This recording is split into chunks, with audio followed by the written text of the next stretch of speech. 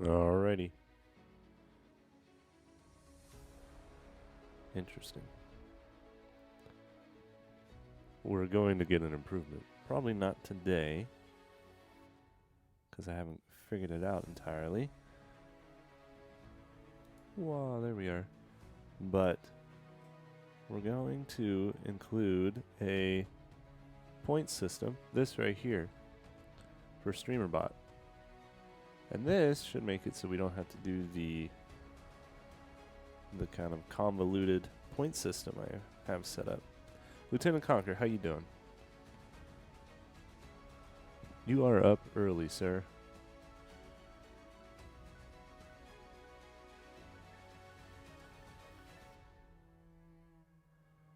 No. I'm just trying to figure out a better system. And this looks pretty robust. Though, you know, I did like forcing everyone into my Discord channel. That was pretty good. Nearly 11 a.m. Oh, okay. Oh, right. Yeah, you're in the UK.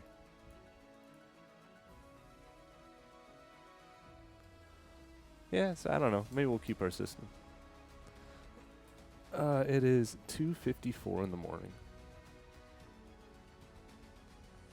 Yeah, neither did I, honestly. I just started looking up some options here. So, we will get started. In fact, 1 second. I'm still here. I'm just making sure that we're ready to stream. Let's close that and open that. Don't need that. We don't need Nightbot. No. Cool. 2:54 in the AM. Yeah. You got it. All right. Yeah, I woke up at 2 this morning.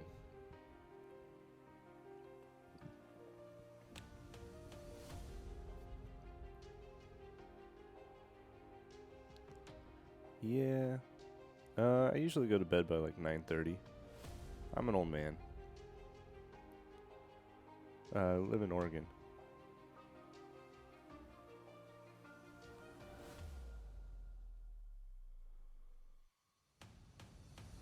What? It's like, how many hours? 10, 11, 12, 1, 2? That's 4.5 hours. That's, yeah, you're right. That's not enough, but. Wow, Captain Coder, I appreciate the shout out. Well, that was yesterday. Well, that's nice. Hey, Dr. Dark, how are you doing?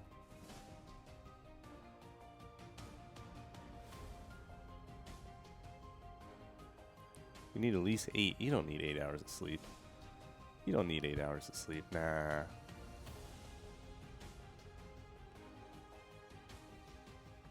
All right. Let's see here. What are we doing today? Oh, right. We're doing jumps. So,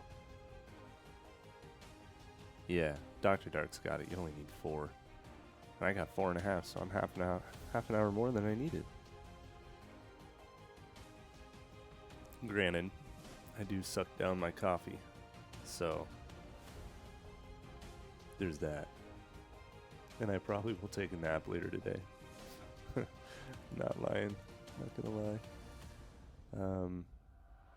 Okay. Yeah, so this is kind of cool. I think we're gonna go ahead and install this. Yeah, Dr. Dark, I don't know if you saw, but we've rolled our own channel points. Let me show it here. Since I'm not cool enough yet, we have our own channel point system, which I should probably start up.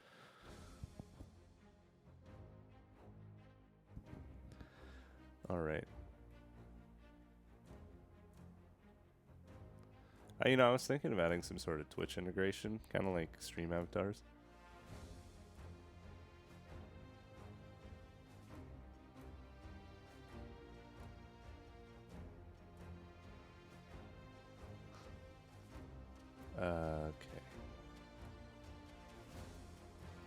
if you know what stream avatars is. So first word, let's just do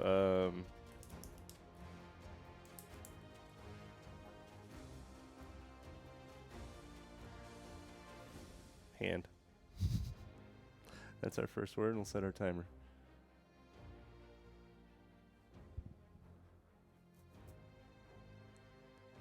I kind of like my system though, because it forces you into Discord if you want to have me do these. Now, these commands are just some beginning ones. Once I have Godot set up with Vim, there will be like a Vim mode.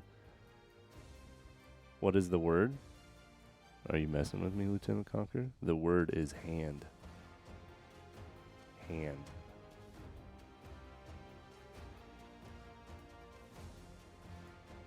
See, I don't trust you anymore, Lieutenant Conqueror. Oh, there we go.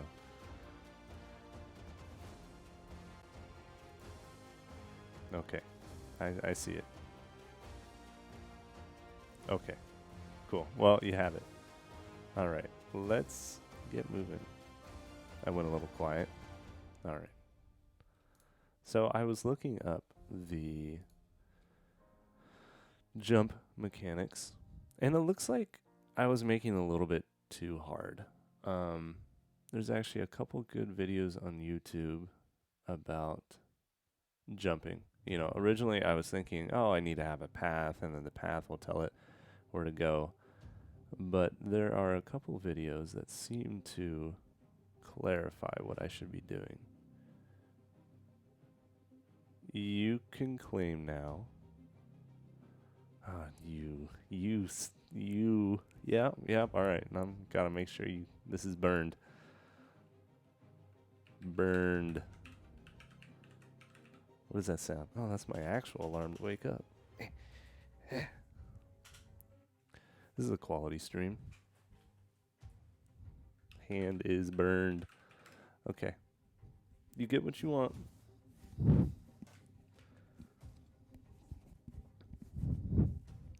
I should never have had the remove hat option.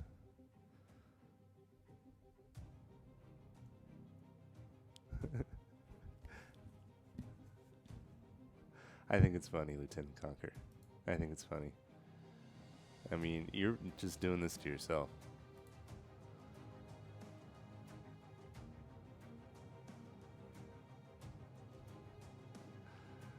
Okay. Let's see.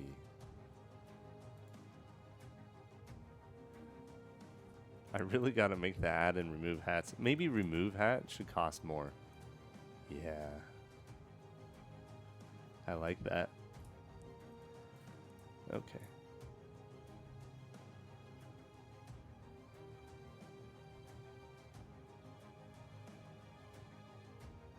For the remove layers.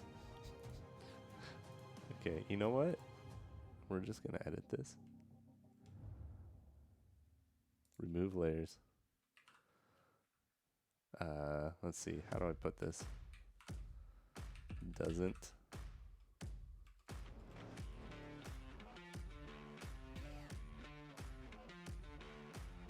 I don't know how to put this.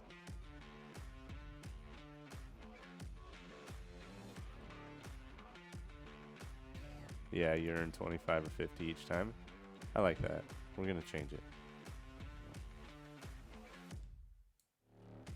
You're going to earn 50. We'll just cut it down by half. All right. I'm not going to update the remove layers thing. Yeah, it does. Now you're forced to watch longer. Yes. Got to get my stats up. Oh shit, you're right. That's fine. We'll figure it out. I think this will make it easier. I won't have to do any of this.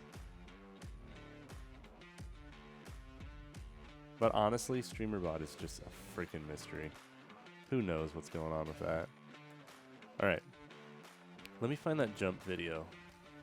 And then we can move on from there.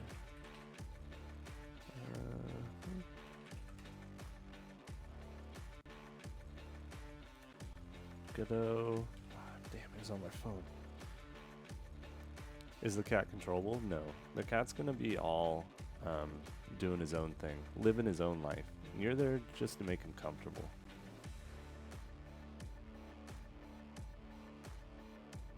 You know, like real life. Making a jump you can actually use in Godot. Making a jump you can actually use in Godot. This is So you have these nebula. Alright. 3 a.m. Razi. Yeah, how's it going? Okay, Riazi. You gotta tell me if I'm saying it right. Am I saying it right or am I saying it wrong?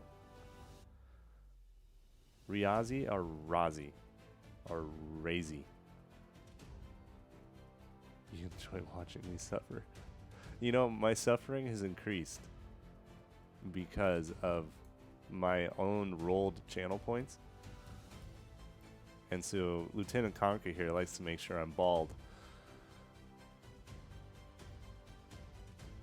Oh, I didn't start my timer. No.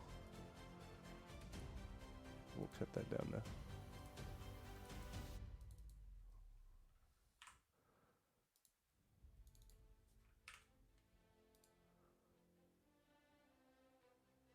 You're bald as well?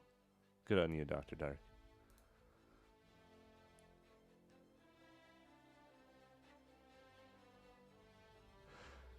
I thought points would be, you know, would be a good system here.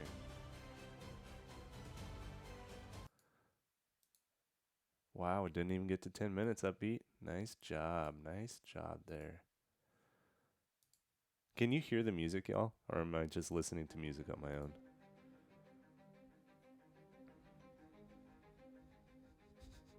I wasn't getting annoyed, Lieutenant Conker. I think it's funny.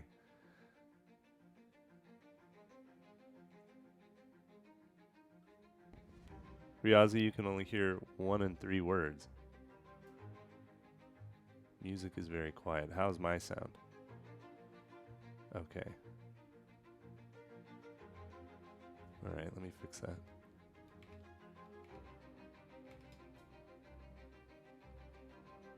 But how do I sound?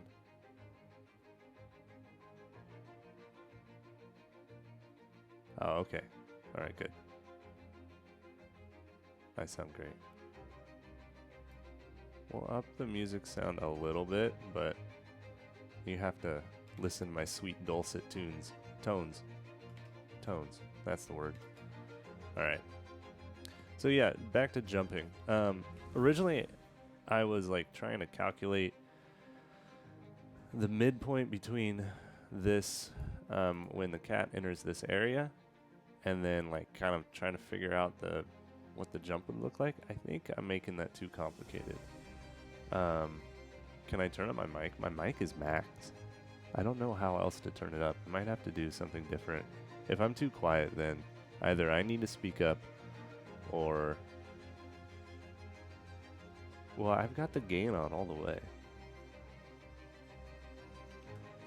I mean, I could go over... Here, let's see.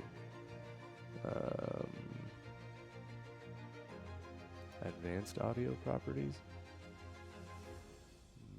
Mic audio.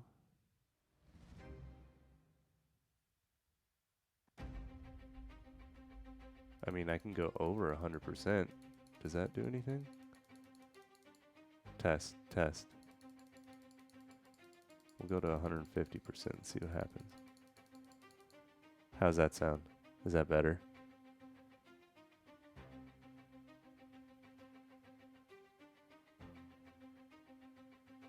Sounds louder? Okay, that's good.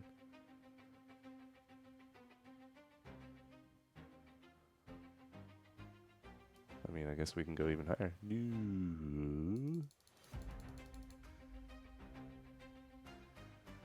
Yeah. I don't think... Okay, now I'm really loud.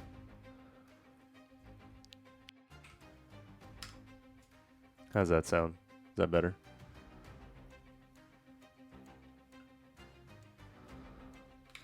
Oh man, I want these channel points to go off so I can get my hat back on. I'm exposed. Riasi, did you hear that Wolfric and Freedom Forge. We're all going to be doing the Kenny Game Jam later in July. I don't know if you know this, but Kenny releases a bunch of assets, and he's doing like a 3-day game jam, but you have to use his assets. So we thought that'd be a fun thing to do. And that's all because of you with that crazy raid you did. I don't know, sometime last week. So I appreciate you.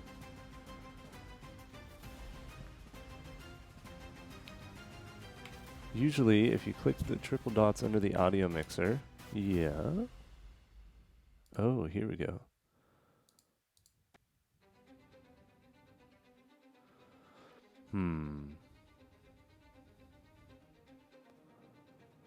Here, let me show you what I'm seeing. Alright, so I'm here. We click.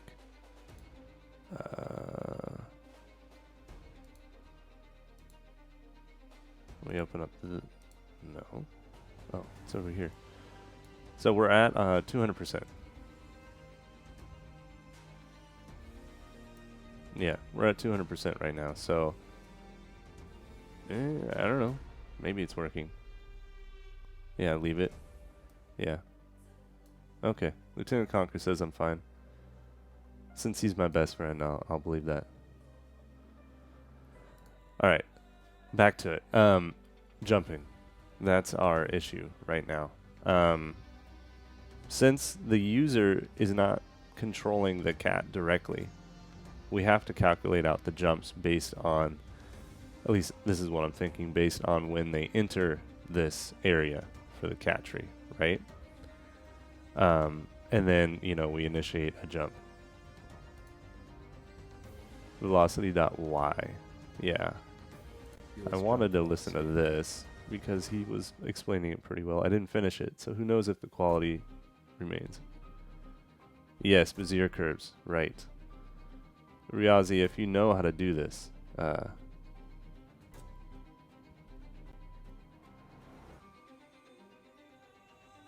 input is appreciated. Let's see. Let me turn off upbeat. Man, I'm just all over the place this morning. We gotta loosen up. We gotta figure this out. Alright, pause. Play.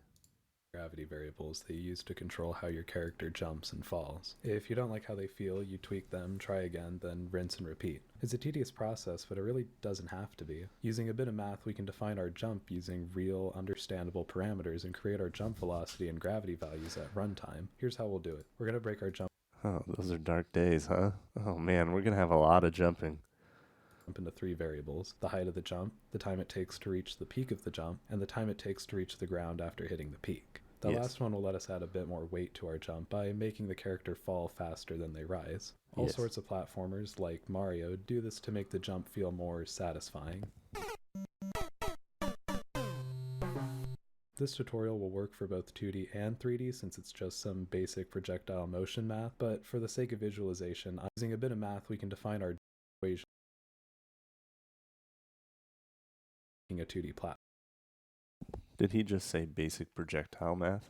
Former. I'm going to assume you already have a basic character controller set up. If not, you can copy this template I have. The character moves based on velocity, which is affected horizontally by player input, and calls a jump function when the jump button is pressed. Now we just have to fill in the rest. Start by creating 3 export variables: jump height, jump time to peak, and jump time to descent, all of which are floats. Under that, create 3 on-ready variables: jump velocity, jump gravity, and fall gravity, which are also floats. Okay. Now comes some math. Don't worry about understanding exactly what we're doing yet, just follow along. Set jump velocity equal to 2.0 times jump height divided by jump time to peak. Then set jump gravity equal to negative 2.0 times jump height divided by jump time to peak times jump time to peak. Fall gravity uses the exact same equation as jump gravity, just substituting jump time to peak with jump time to descent. To put it simply, these equations for our velocity and gravity variables are derived from these projectile motion and linear velocity equations. We just rearrange them using some algebra to solve for each given variable. I don't want to bore people who are only here to learn about quickly getting good jump code though, so if you want to go more in depth on what the math means, I'd recommend this GDC talk called Math for Game Programmers, Building a Better Jump. Lastly, if I you're was working literally in 2D, watching surround that. the equation in parentheses and multiply by -1. This is because our equations are assuming up is a positive y value and down is negative. In Godot 2D, however, the opposite is true. We want gravity to be positive and velocity to be negative. If you're in 3D, the equations will be fine how they were before. Now, with all that out of the way, we have our variables filled out and automatically calculated at runtime. We just need to use them. Create a function called getGravity. It's going to return either jump gravity or fall gravity, depending on whether we're moving up or down. To do so, write return jump gravity if velocity.y is less than 0, else fall gravity. Now replace any direct references to any gravity variables with getGravity. Here I use it in physics process, where I add getGravity multiplied by delta to velocity.y. Finally, in our jump function, we're just going to set velocity.y to jump velocity. Set up the variables however you want in the editor. The nice thing is, if you want to change it, you already know what to do. If you want to reach the peak more quickly, just change jump time to peak, or if you want to jump higher, increase jump height. Here's some values I like, but of course it's going to depend from game to game. As you can see, we really do jump 100 pixels high in half a second. No. With that, you have easy to use jump variables that will make your prototyping and game design process less of a tedious guess and check ordeal. Again, if you care for the maths, please check out the GDC talk linked in the description. Also, the full movement script we made here is available on GitHub, so if you run into any problems or need to double check the equations, you can find the code using the link in the description. Beautiful. This man. This is good. Thank you. And a subscribe. Look at that. All right. Cool. So did that make sense to everyone? Good. Actually, that made a lot of sense. I think I was doing something similar. But, you know, not exactly what. So, and then I guess what we'll do is we'll kind of figure out the right values for the cat. I'm not really sure still how we're going to execute the actual jump, but we'll see. Oh, it's time. It's time. We're rolling our own points. Let's turn off the timer. All right, y'all. No, turn off. Let's do,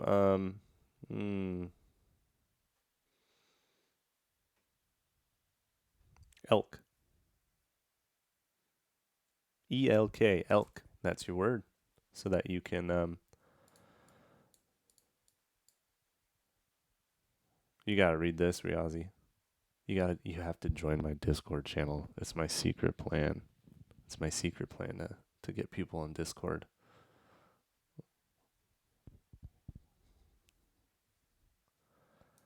So essentially, oh, I just changed this, didn't I? It's quite the I know it's quite the secret. Okay, so you'll get 50 channel points for each word, right? From Lieutenant Conqueror's suggestion, we just lowered this to 50. So now it's gonna 100 points to add. We have a ton of hats. Layers, it's more about making me uncomfortable, since I'll probably be sweating if there's too many layers. I did not know there's a max. That's crazy. We'll probably move away from the system to some streamer bot, until we have channel points. But this is what we're doing for now, and I think it's kind of fun.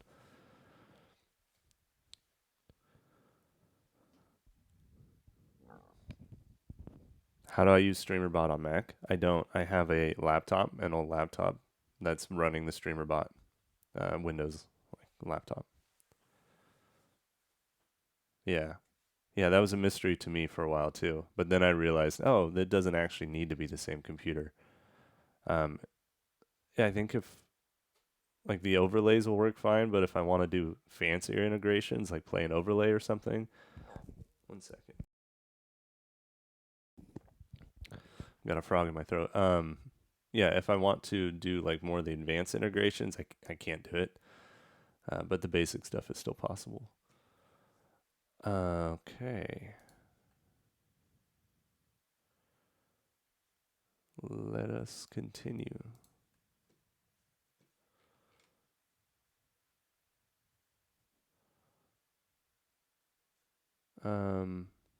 Okay, so let's pull up our Git. The problem with this system is that, with this point system is, oh, I need to clean this up.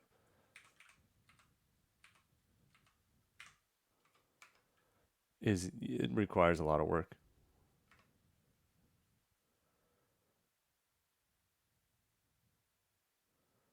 New grid-based pathfinding system for their A-star? Riazi, can you expand on that? All right, we're going to do...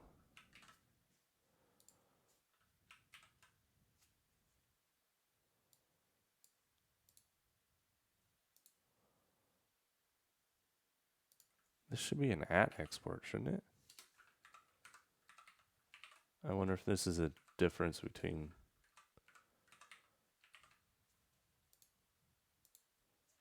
3 and 4. Oh, Jesus. Let's just...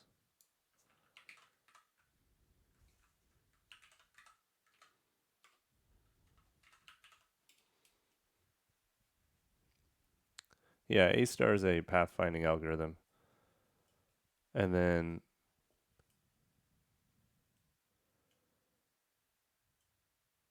Oh, wow, that's really cool. Could I use that for my cat? So, like, for example, you know, at some point we're going to be able to stack these sorts of things and have, like, the cat way up here, but he needs to get to his food bowl. I wonder if some sort of A-star grid system would get him to his food bowl. Because, again, the user is not manually controlling him. He's just doing it on his own. No, not useful for me? Okay. Well, but, I mean, it's also up and down, because he's going to be at the top. I guess he just runs off the side of things. Okay.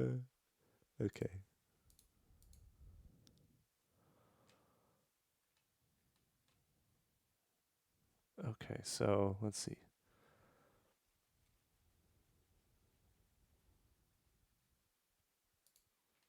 We need a get gravity function.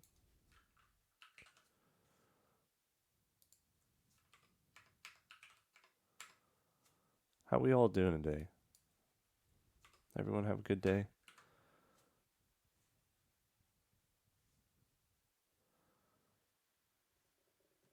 Okay, we need a jump.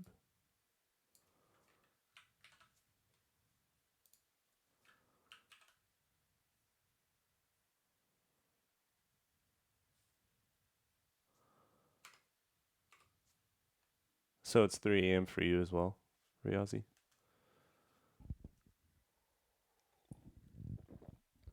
Are we in the same time zone?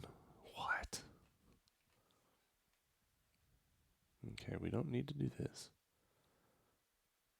In our physics process, we're going to check to see good old West Coast. That's right.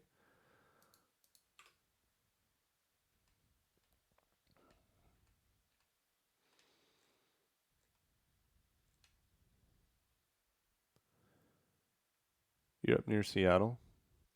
It's still the rainy season up in Seattle. It's always the rainy season.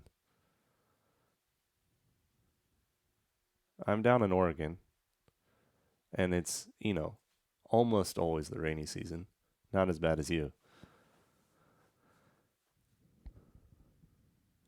You love the rain, but you hate being wet. That, so you like looking at the rain, but not being out in it. I get you. All right, where's our process? Physics process. Right here.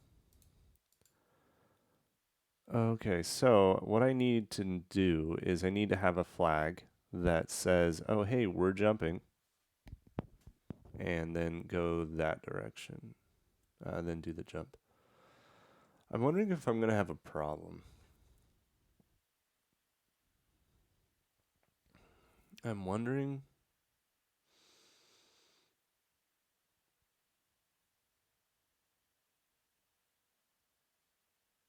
No, we should be okay. Let's see. All right. So we're gonna do, what is our jump signal? We used to have it.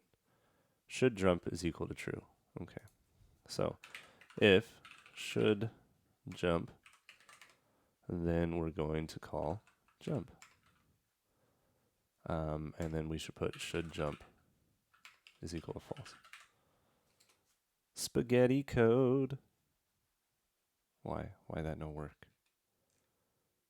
Oh my. I'm writing this as if it were Kotlin. It's not Kotlin. If should jump. We don't need curly braces. There we go. Let's see if our cat will jump. This is exciting. Where the hell's my cat? Where'd he go?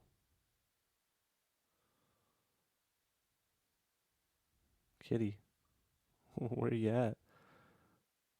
My current cat is at Nan. I broke him. Cat is broken. Okay.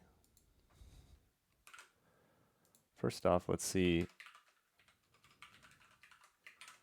if we tried to jump.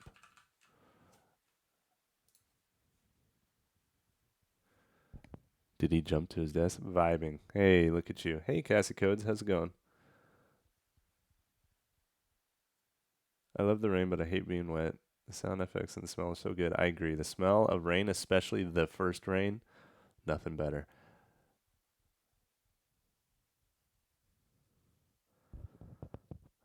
How freaking high did the cat jump? We tried to jump. Okay, so apparently I'm setting the should jump too early. So hello body entered, which should only fire. Let's see. Yeah, we need this body.getName to be cat. If body.getName. Jesus. That's not how we do an if statement in GD script. If body.getName is equal to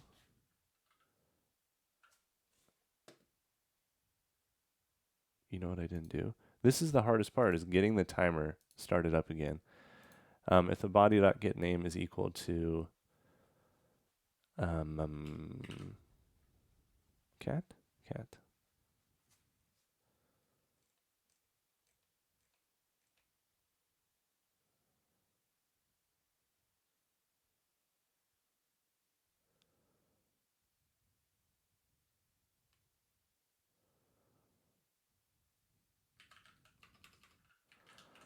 Wait, I'm getting myself confused here. We don't want to jump too early. I want to see this cat jump and see what actually happens.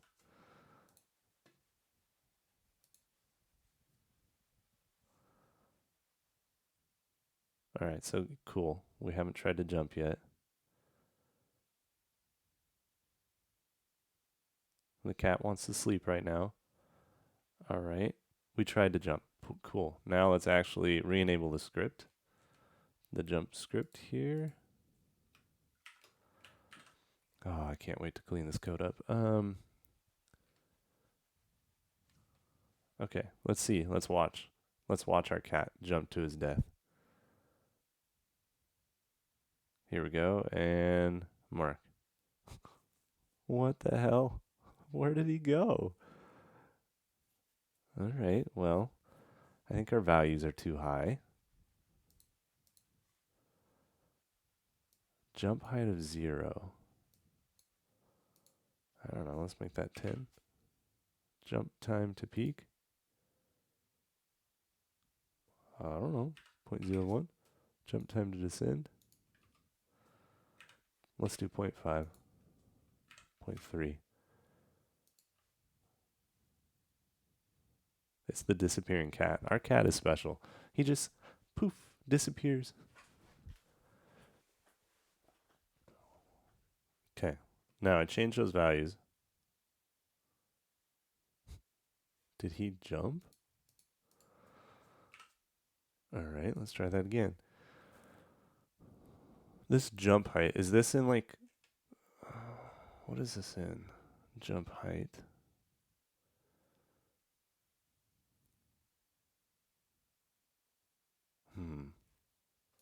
That's not doing anything. Yeah. He is hungry. That's what our needs machine is telling them that he is right now. He'll be sleepy soon, which is why I'm trying to get him to be able to jump on his cat tree so he can sleep on top. But it's not working the way I thought it would.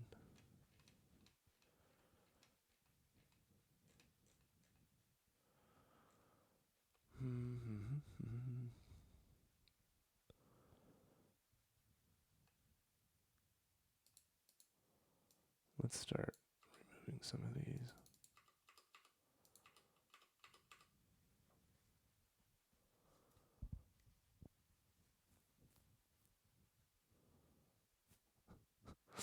That's part of the game, Dr. Dark, is like, you know, we've all had cats, right? Well, I don't know if everyone's had cats, but if you have cats, you realize that the relationship is different than one you have with a dog, at least with most cats. At least the cats I've had. You know, it's more like you're their servant, and you must not displease them.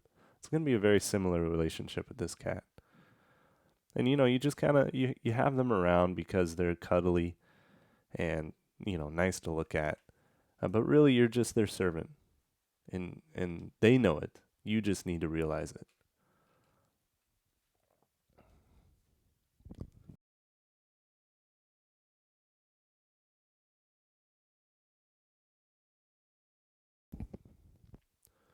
So, what is happening here?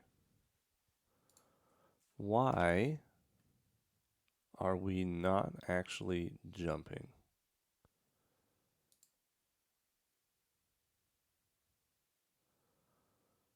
Jump sets the velocity dot y to the jump velocity.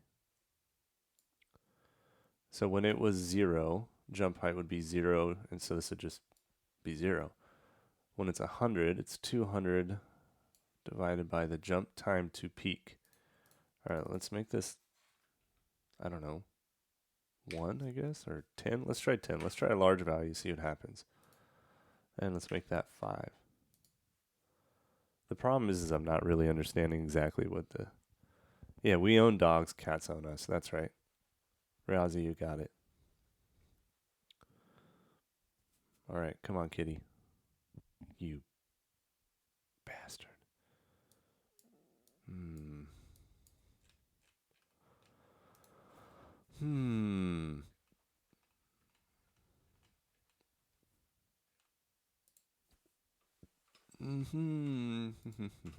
So we tried to jump.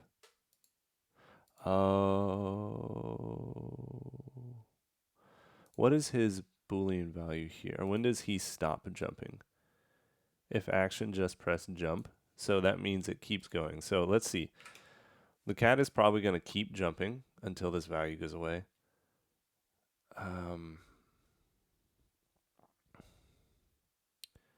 We need to know when should jump turns off. Should jump would turn off once we've reached the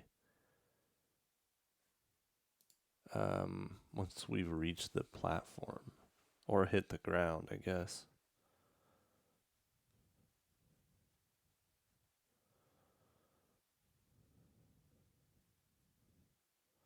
Hey, there he goes. Woo! Look at him go. I'm not sure why he stopped there.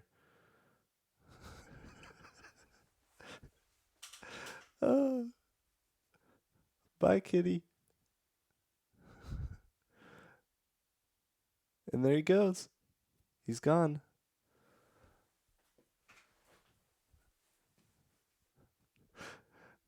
Goodbye. Oh, I want to see that again. All right, so he's trying to decide what to do. Oh, I can't put my hat on yet.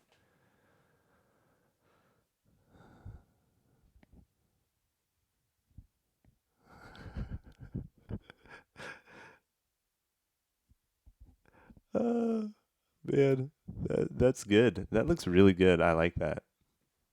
Yep, Super Kitty. There he goes. See you later. Hey, look at that. It's time for a new code. Let's do code. That's the new word. Code. And for anyone watching, this is my way of rolling my own channel points. You can see what I'm doing, not there, but in the About section right here. Someday I'll be cool enough, but for now, we're just going to make it work.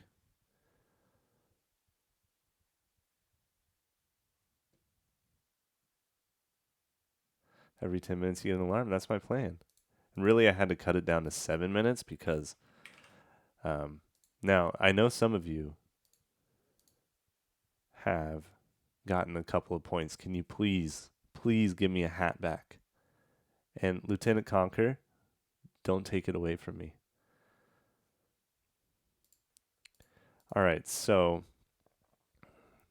that's not great. The problem we're having here is that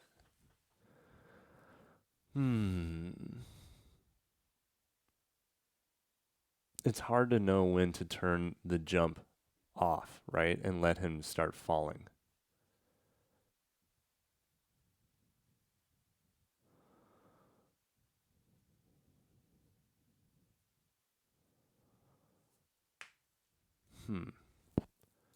So when he enters right here, when he enters this field, he starts his jump, right?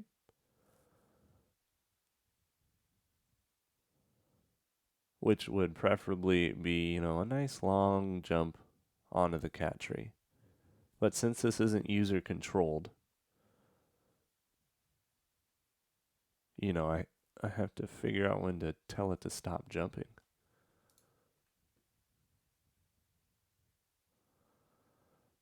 How do I do that? Does this help me with that?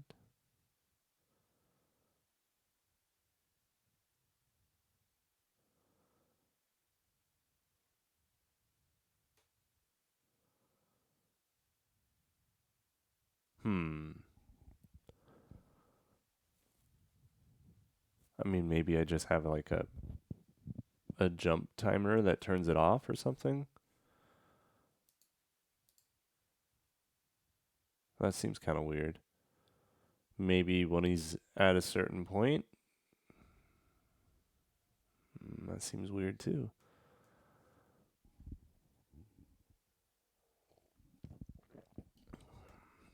Let's see.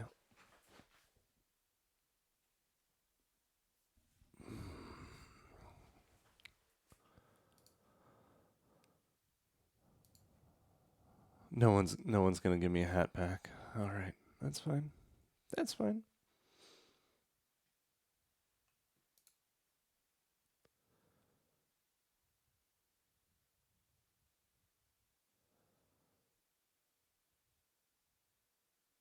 Oh wait. So he does and is on floor. So this will only fire if he's on the floor. Okay, we can try that.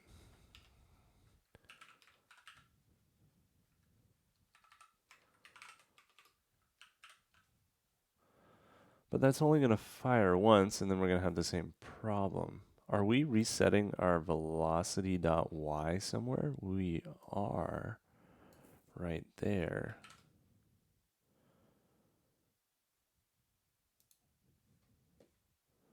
Hey, Lieutenant Conker. No worries. No worries. I'm begging everyone in chat to give me a hat back, but no one's doing it. Okay. Oh, look at him. Look at him go, but he's flying off again. That didn't work.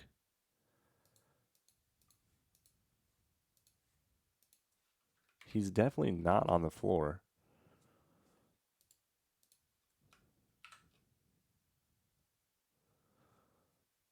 Yeah, have you seen our new kitty flight simulator? Here, let's run it again.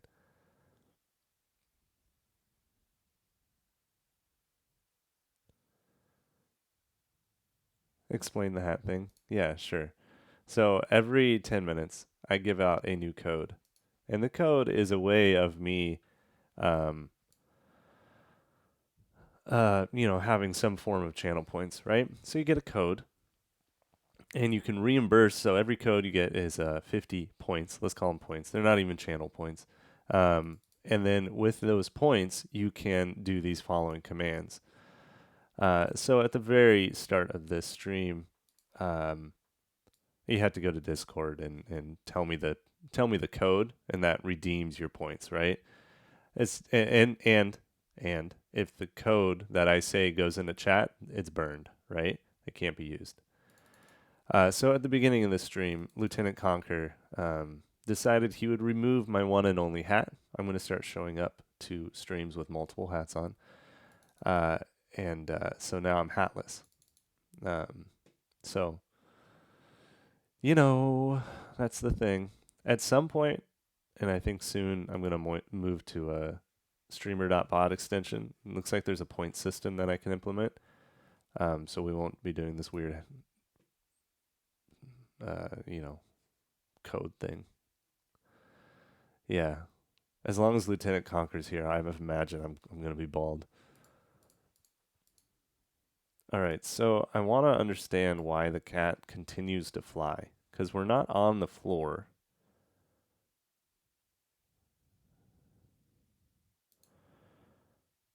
And this is an and statement, so they both have to be true. Okay, well, look at that. So we tried to jump, it's only called once.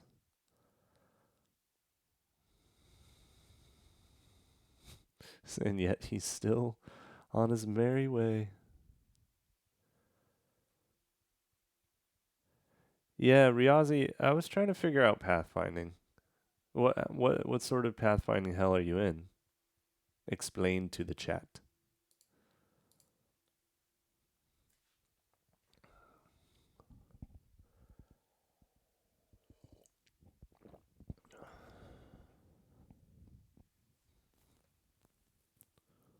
So he just kind of flies into the ether.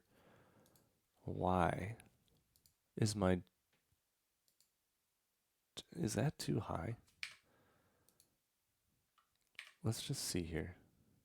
That could be too high. Maybe he's trying to jump for 10 seconds. Jump time to peak.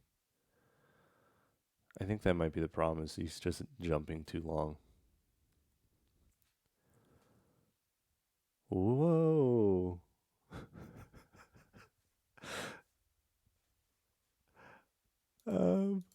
That wasn't the problem.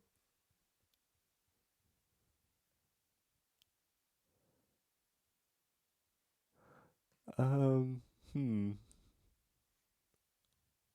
Oh, right, the A-star grid, right.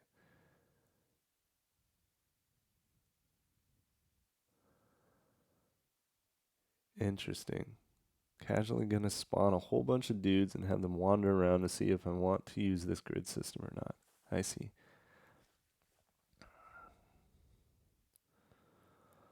Oh, our cat just flew off.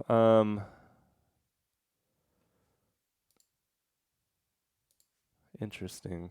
Wonder why. Alright, I actually have to understand the math now.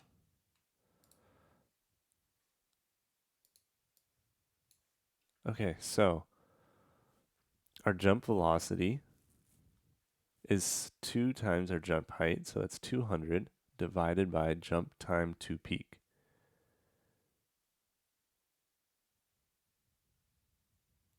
Which is 1. So this turns out to be, what? Negative 200?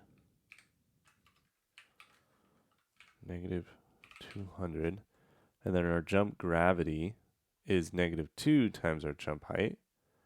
So that's negative 200 divided by our jump time to peak times our jump time to peak. which is 1 times 1, 1. So again, this whole thing is going to be a positive 200. And then our fall gravity is negative 200 times, so this will be 1 again. Okay, so that seems wrong. Let's make this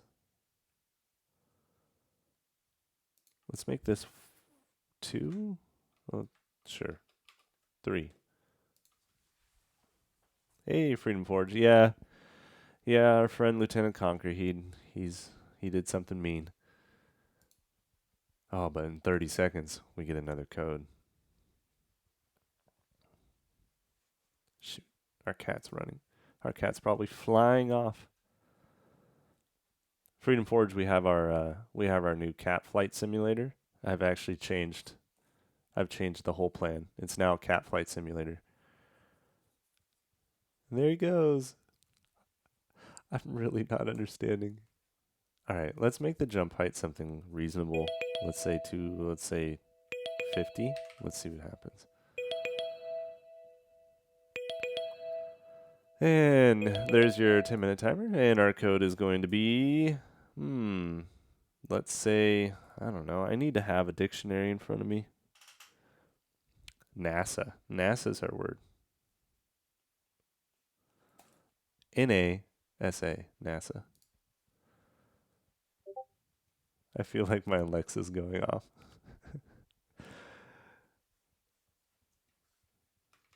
All right. So, let's see what the change of 50 does to this. Yeah, I just want to make sure, Lieutenant Conquer. Because if it's spelled wrong, you think you're going to get the points? Yeah, you would. I don't know how you misspell NASA, but...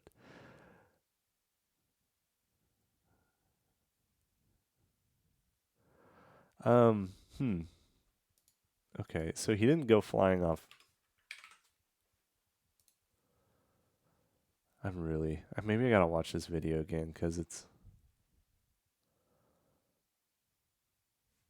And maybe this should be jump time to peak. There he goes. There he goes. Jump time to peak. Let's make this... I mean, we don't want it to be that long, so let's make it a quarter of a second. I'm assuming that's a second. And then let's make this point, I don't know, a tenth of a second. And then if this doesn't work, I'm watching the video again to try to understand.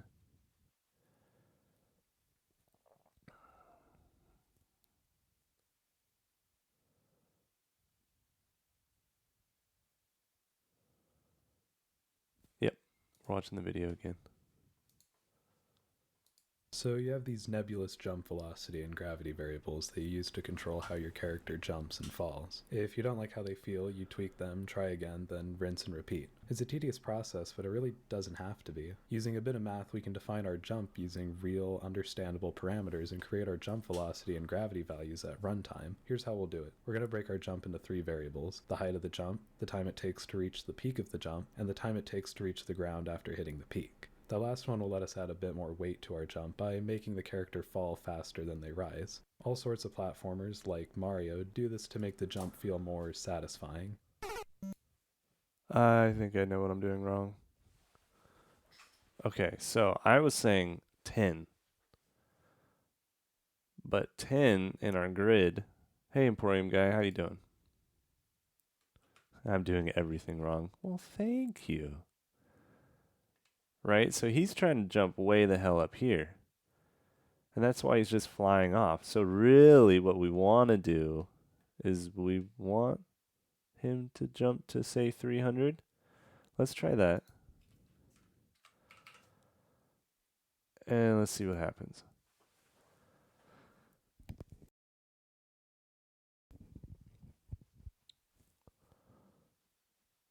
So then would it be a negative 300 if this doesn't work?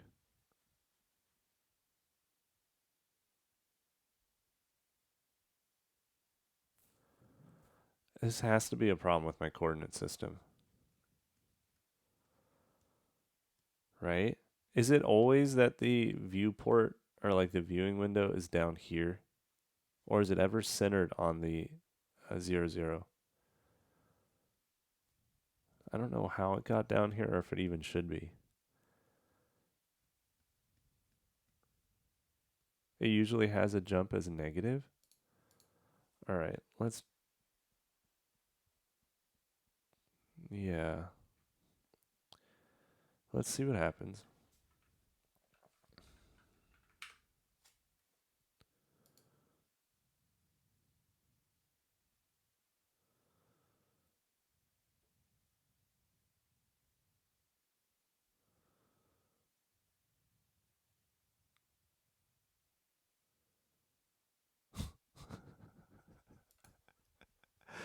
It didn't work. Okay. All right. Let's see.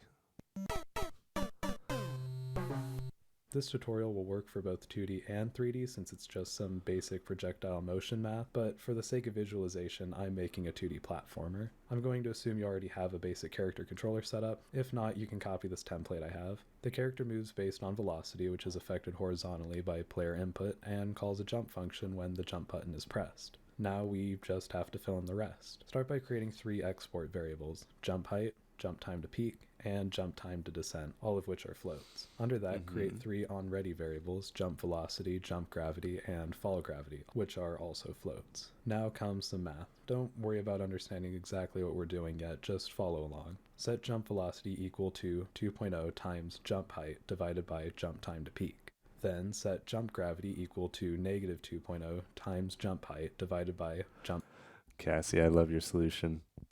Don't figure out the math. Just change the animal so the flying makes sense. Perfect. Do you happen to have a flying squirrel asset? I'll do it right now. Time to peak times jump time to peak. Fall gravity uses the exact same equation as jump gravity, just substituting jump time to peak with jump time to descent. To put it simply, these equations for our velocity and gravity variables are derived from these projectile motion and linear velocity equations. We just rearrange them using some algebra to solve for each given variable. I don't want to bore people who are only here to learn about quickly getting good jump code though, so if you want to go more in depth on what the math means, I'd recommend this GDC talk called Math for Game Programmers, Building a Better This video is like 30 minutes long, Jump. so we're probably not Lastly, going if to do you're that. working in 2D, surround the equation in parentheses and multiply by -1. This is because our equations are assuming up is a positive y value and down is negative.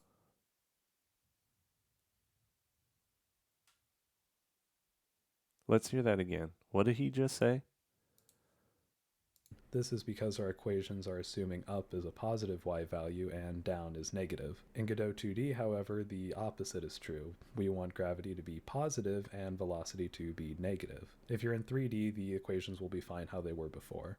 Now, with all that out of the way, we have our variables filled out and automatically calculated at runtime. We just need to use them. Create a function called getGravity. It's going to return either jump gravity or fall gravity, depending on whether we're moving up or down. To do so, write return jump gravity if velocity.y is less than 0, else fall gravity. Now replace any direct references to any gravity variables with getGravity. Here I use it in physics process, where I add getGravity multiplied by delta to velocity.y. Finally, in our jump function, we're just going to set velocity.y to jump velocity. Set up the variables however you want in the editor. The nice thing is, if you want to change it, you already know what to do. If you want to reach the peak more quickly, you're nearly there.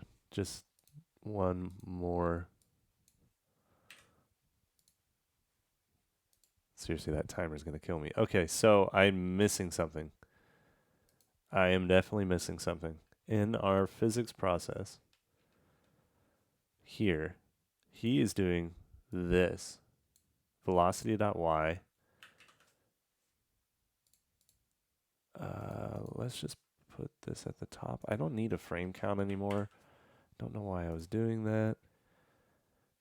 Velocity.y is equal to the get gravity times the delta. Maybe that'll do it.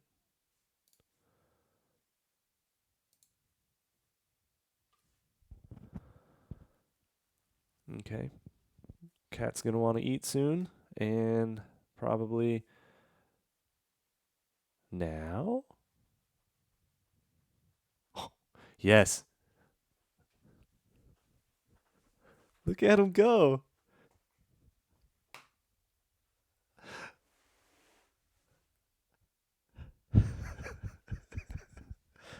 It's so good. We need some flashing colors. Yeah, it's perfect. Ship it. Done. That's so good. That's so good. All right. Well, I know why that's happening. It's because we never set the should jump to false. So this should only be called once. Maybe. Ready, go. Ready, go. Bing. Okay, well that kind of worked. Oh, you know why? We're going to the Olympics with this kitty. I know this cat is ridiculous. Okay, so the reason that's happening is every time he falls into this area, the jump value is set to true. So he'll jump, land, set to true again, jump, land, set to true, and et cetera, et cetera. So we need to sort that out. Yes, we need to sort that out. How are we going to do that? Well, I think the first thing would be to take this area 2D, take the collision shape, and we're going to shorten it.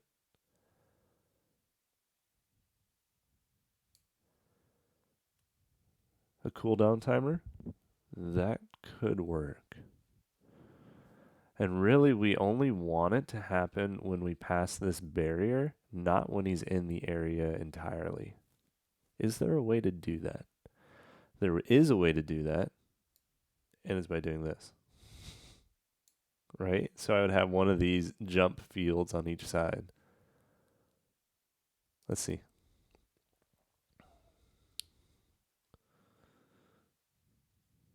At least I'm guessing. Yeah, this is a little simpler than a cooldown timer. And go. And he jumps once. I mean, he doesn't. He's obviously not getting where he needs to go, but all right, let's change this value from 300 to, I don't know, 20, let's say. And let's take the jump time to peak. Let's make it kind of floaty. Let's make it ridiculously floaty. And then he's just going to plummet like a rock. Let's see how that goes.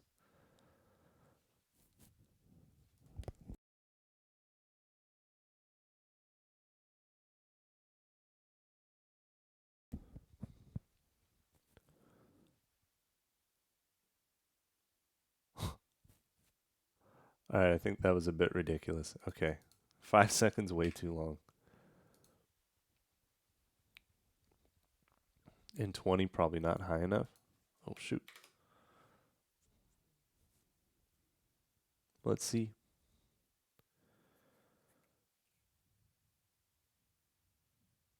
Huh. Even 1 is too much. That's interesting. I wonder why that would be. Let's make this 0.9. Let's do 0.75. And let's set this height to be 100. They said this is simpler, but I'm essentially doing the same thing I would if I was setting the velocity values myself. So, I don't know. Is this simpler? Well, that was closer. Riazi or anyone else who's a does this. I had another idea for a way to do this, and I want you to tell me if it's just not the right way. But I was thinking of using like paths from the. One second here. Let's turn that off. So instead of like doing this jump myself, instead there would be a path that would like simulate the perfect jump for a cat. And then once the cat hits that path, it would then just follow it. Is that something that people do? Or is that me like just making some stuff up, some shit up?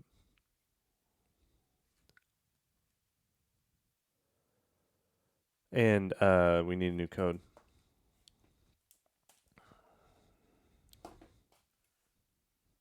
Let's go with mountain. Mountain is our code.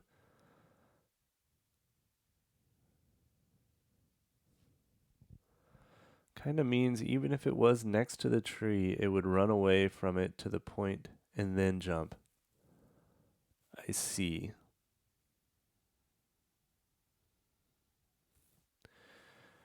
I see. So even having this,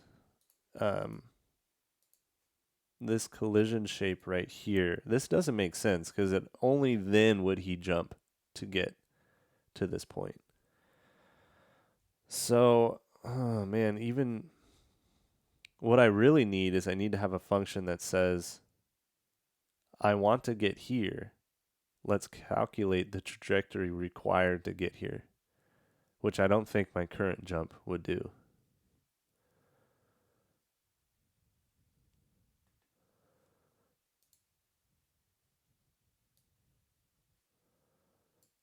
What is this? Corn. Corn. Why is there so much corn?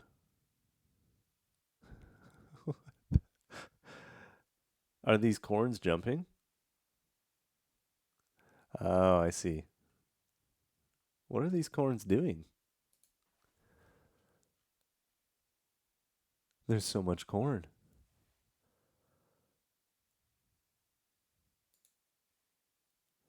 All right. So you're saying I need to learn about Bezier curves to get this? Because so how do I put this? We want this cat to seemingly traverse the environment naturally, right? So he's not always going to be jumping from out here. He might be here, he might be here, and he just wants to get on top of the cat tree.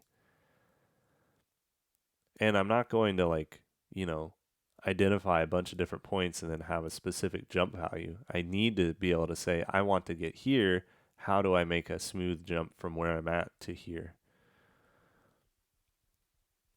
Yeah, only when he wants to get up the tree.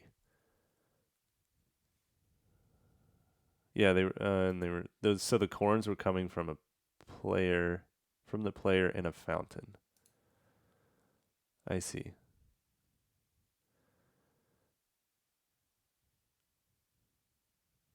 Riazi, do you want to tell us about your game? You've told me about your the little one, the what was it called? The Tamagotchi desk app. Do you want to tell us about this one?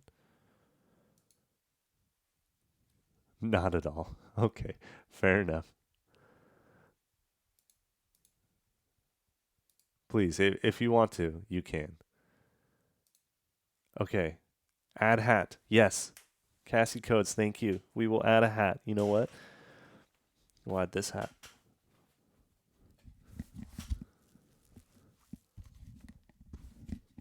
Ah, oh, thank you. I feel so much better. I feel so much better.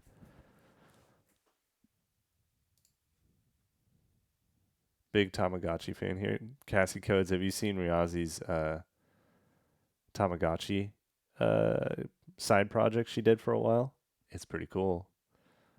Oh, Riazi, can you share the link for that again? That was a while ago. It's pretty cool. And once we see it, there's a pretty funny story behind it too that I can tell you. All right. I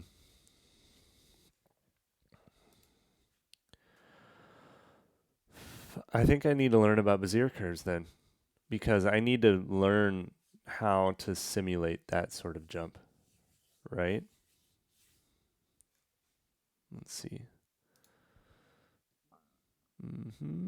Okay.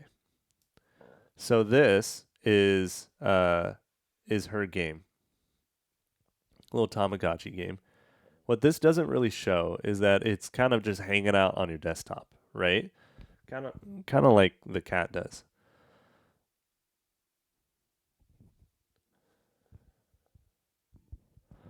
Right? So it's just hanging out and you know, it's cute. And when you move it around on the desktop, like these side things, they move about, and there's a nice physics engine. Yeah, the charms are really cool. I wish this showed them moving around, but the charms on the side, they like swing about. So it's really cool little, you know, Tamagotchi style thing. In a random forum about a month ago, you know, so before Riazi ever came on the stream or anything like that, I was trying to figure out how to make it where in the cat game, this area right here, you see how I'm clicking down here? You can't see me clicking, but I'm clicking down here. That is a clickable area in the game.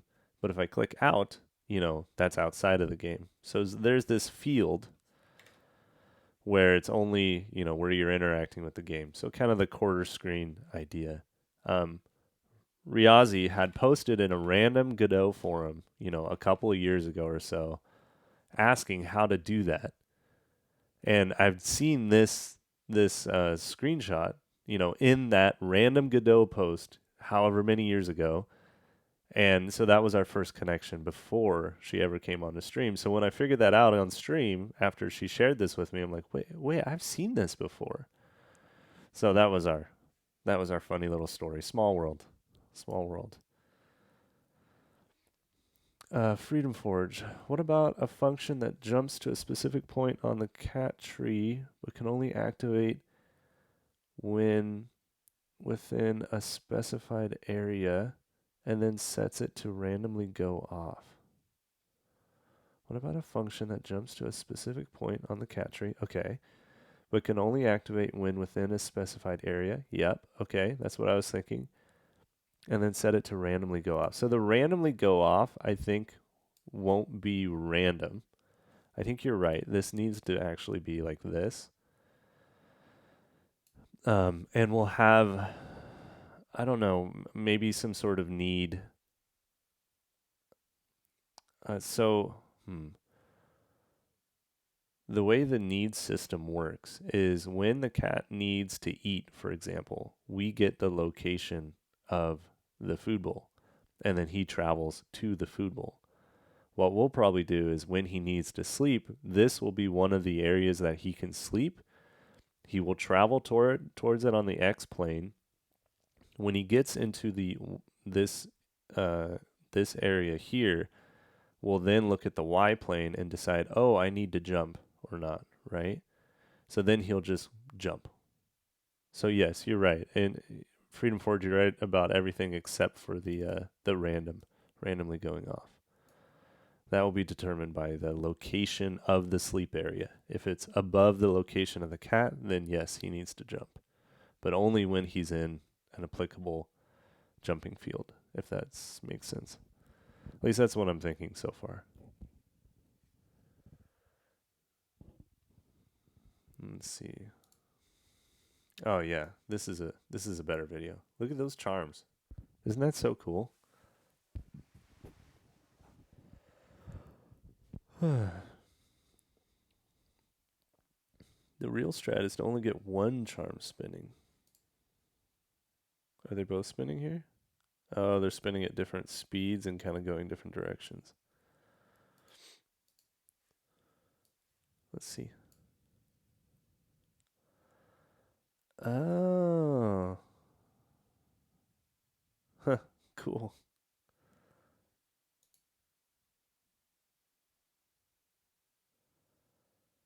Very cool.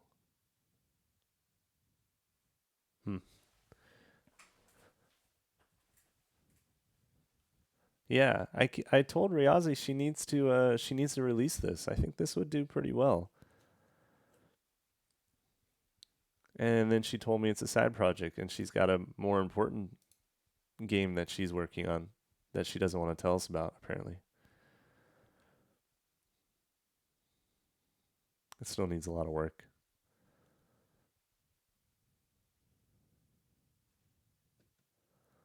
Well, you know, gotta pick and choose. You know what I realized? Is one, I didn't set the timer again, so there's the timer. And two, we're in silence. Which is probably why Upbeat hasn't crashed for a while.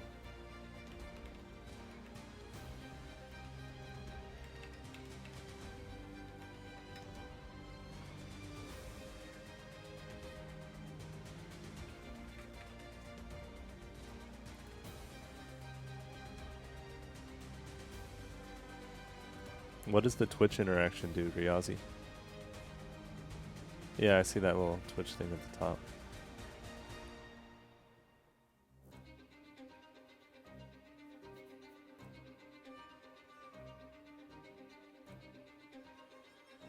I would like to do that as well. In this game, I'd like there to be a Twitch integration where maybe users can throw down treats for the cat and he'll run around and try to get the treats. Maybe you could have like a location of where you want to put it, or it's random. If this is like long-term goal, because I have no idea how I'd do this, but it would be like maybe there could be multiple cats and it could be like stream avatars. Just a little bit different. I mean, essentially, it'd just be stream avatars at that point, wouldn't it? People can rock, paper, scissors, or pet. Wait. Rock, paper, scissors with the pet. Feed the pet. Clean up after the pet. Okay, cool. Yeah, I know. Everyone needs more virtual pets. Something I have seen, though, lately, they can also water the garden for you. Nice. I think it's virtual pets and, like, quarter screen. Oh, thanks for the follow, Gray Light Savings. I appreciate you. They can, the quarter screen game idea, I've been seeing a bunch of things in my Twitter feed, at least, about people releasing a bunch of quarter screen sized games, which I'm very excited about. They're just so soothing, and a lot of them are just chill. A lot of them are very like mimicry. They mimic Rusty's Retirement quite a bit. But there is another one.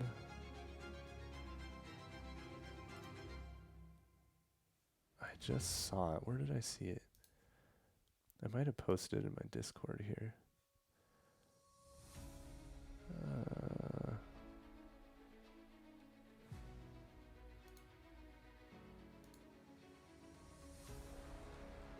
Well, regardless, there's a bunch of them coming out. And they all look chill, and I'm going to play them all. Oh, actually, no, I can't because I'm on a Mac, so I won't play them all. Oh, well. Okay, so we kind of have what we want to do. And now that we got with some sort of jump working, I now need to learn about Berserkers. Farming games are too much work. Pets are just the right amount of cozy. Fair enough. I like that. Oh, here we go. Yeah, you had a light farming system in here. Farming light, sunflower farming. Could you plant the drumstick or the lollipop?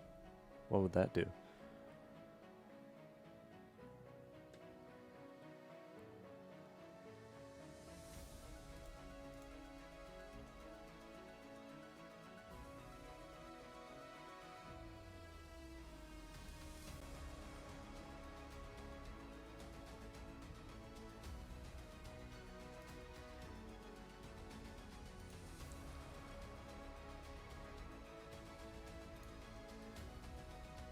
Meat plant?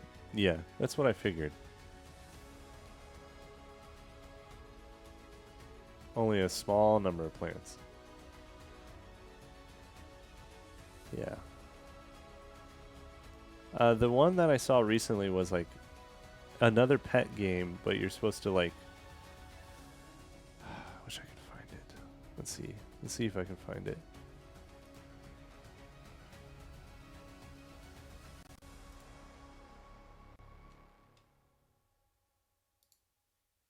Well, there's this one.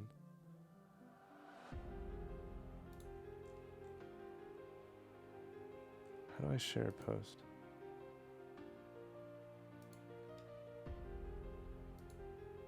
Copy link. Here we go. There's this one that I thought was pretty cool.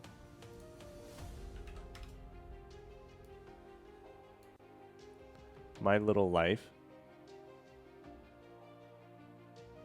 I mean, it's almost exactly the same style, but it looks like you're building out a life sort of thing. I don't know. Like a Sims Light. Okay, we have a new code. Let's go with hard. HARD. Hard. That's your code for today, or for right now. Let's actually get the timer going this time. I hear the little Discord ping. Cassie and Lieutenant Conquer. You're getting your points together. Oh, do you have enough points, Lieutenant Conquer? Do you have enough? You do have enough points. You've just been waiting.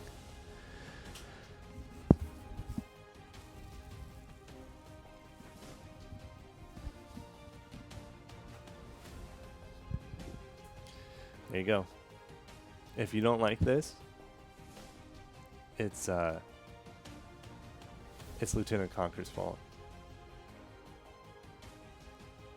All right, let's focus up. Let's get the jumping going. So we need to look up Bezier curves, Godot, I guess. Bezier curves, Godot. Is there like an easy way to do this, or not? Oh boy. Don't like it, we love it. Okay. Bezier curves are a mathematical approximation of natural geometric shapes. Yep, we use them to represent a curve. Yeah. Take 3 points. Okay. Well, we have our 3 points. It would be the location of the cat. You know, the peak of the jump, and then the location of the kind of the cat tree. Not even the cat tree, it's the platform for the cat tree. Okay. To draw a curve between them, we first interpolate. Interpolate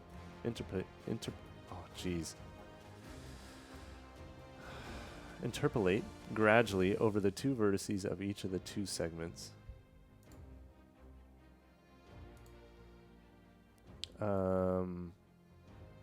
Okay. Over the 2 vertices, using values range 0 to 1. Yeah. Okay. Q0 is equal to P0 dot lerp. What's a lerp? And what is the T? This gives us 2 points that move along the segment as we change the value of T from 0 to 1. Okay. Lerp is basically to make things smooth. Okay. We interpolate Q0 and Q1 to obtain a single point R that moves along the curve. My eyes are starting to gloss over. R is equal to Q0 dot lerp Q1 and T.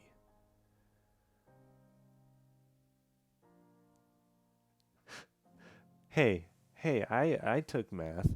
I just took it a long time ago.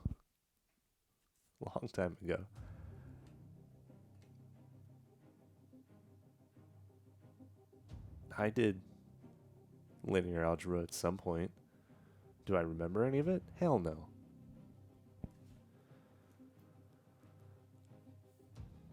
R is equal to Q0 dot lerp. Okay. The type of curve is called a quadratic Bezier curve. Cool. Yeah. And then we have a cubic Bezier curve, which looks like this, but that's not what we want. Curve 2D, curve 3D, path, and path 2D. So can we programmatically create a path for the cat to jump, right? You know, and then have them follow that? I'm sure we can. Okay, there are two objects that contain curves. Curve 3D and 2D, okay.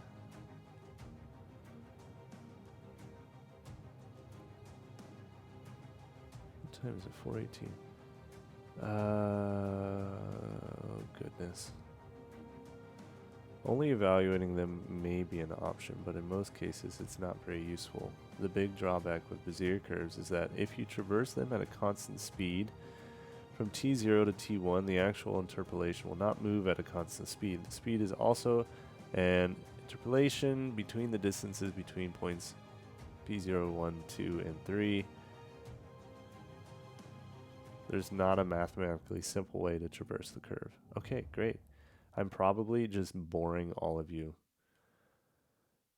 What I want is a simple way to do this. I want a simple way to do this. Drawing Beziers. Yes, Freedom Forge. I want there to be like a natural looking arc at any point in this area to this platform. Because typically in a normal like platformer, the user figures out when they should jump. We don't have that. The cat has to do it.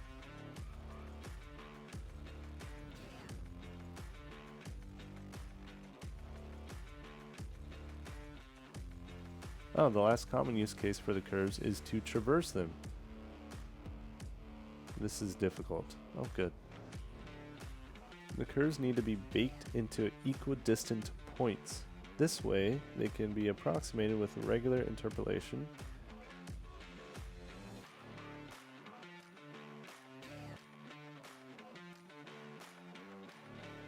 The first call to either of them will bake the curve. What does bake the curve mean? Can anyone tell me what that means? Bake the curve internally?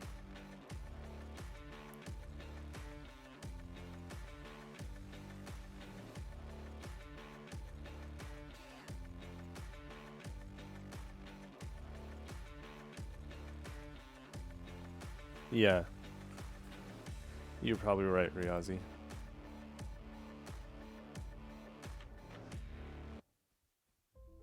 Because we have our 3 points for the Bezier curve, right?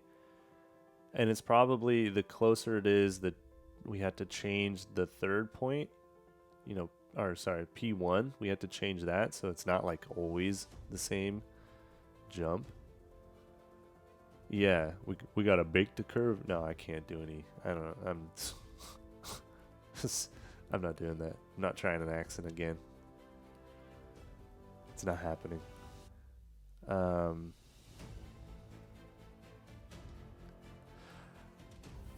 Okay, so I need to move on a curve. Godot, move on a curve. Moving objects on a curve. Look at that.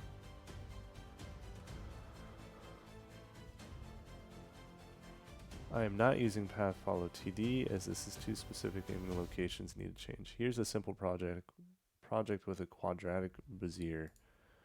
It's in Google Drive? No, dog, no. No.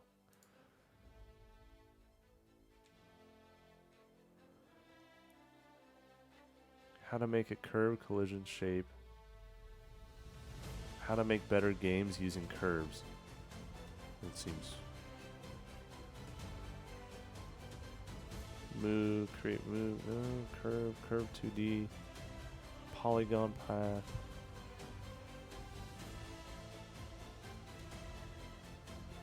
Alright, let's see if this.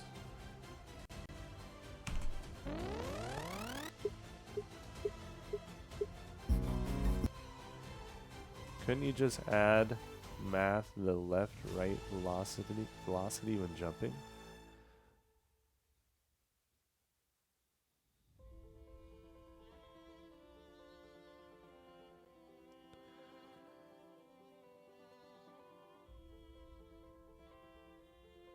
Couldn't you just... I'm trying to understand what you're saying, Freedom Forge. Couldn't you just add the left-right velocity when jumping? Do you mean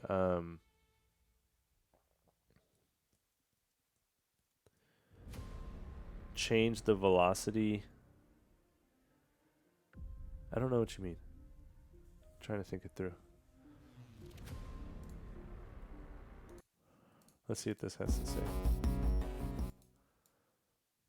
Hello friends, welcome back to Dave the Dev's Game Dev Tutorials. Today I'm going to show you how to use Godot's curve resource to improve your games, and I'll be doing that with a rocket ship.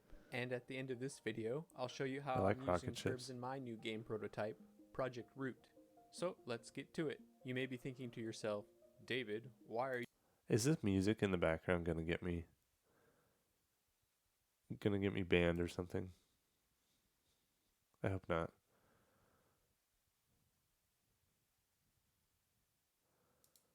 talking about curves? That sounds incredibly boring. Well, let me tell you, if you want to level up your game making skills, Music from curves are YouTube one of audio those library. things that you didn't Okay, know you should be needed okay. until you learn how to use them.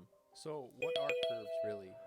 Well, a curve Okay, it is time for another code. Maybe I can get my hat back. Let's do. Let's do curve.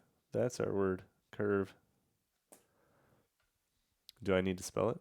C-U-R-V-E. You got this. resource in Godot is basically just a function. Not a function in a programmatic sense, but in a mathematic sense. So I'm talking about a function where you input an x value and out pops a y value. Mathematic functions are an extremely important concept to understand if you want to be a game programmer, and it's probably a good idea to be able to make custom functions that follow required specifications. But if you're someone like me, it is sometimes difficult to have an intuitive understanding of how a function works just by looking at this jumble of symbols. So instead of working with functions like this, we can use Godot's curve resource and work with functions visually, like this. The bottom horizontal axis represents your input x value, and the left vertical axis. Okay. So it would act as if when you have a player movable character and you're holding down right and then pressing jump, causing the player to jump in an arc of sorts. Right, but usually in a 2D platformer, the user can decide how long they push the up button, push the jump button. And that's how they affect their velocity, right? Or their Y movement. Can I do that here?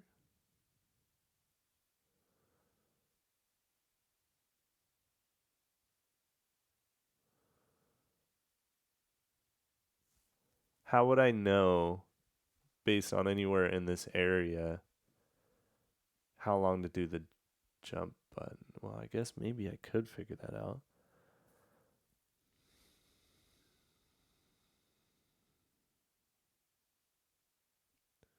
How would I do that?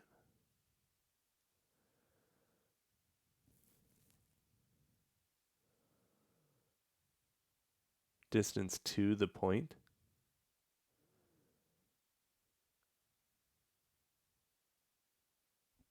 That might work.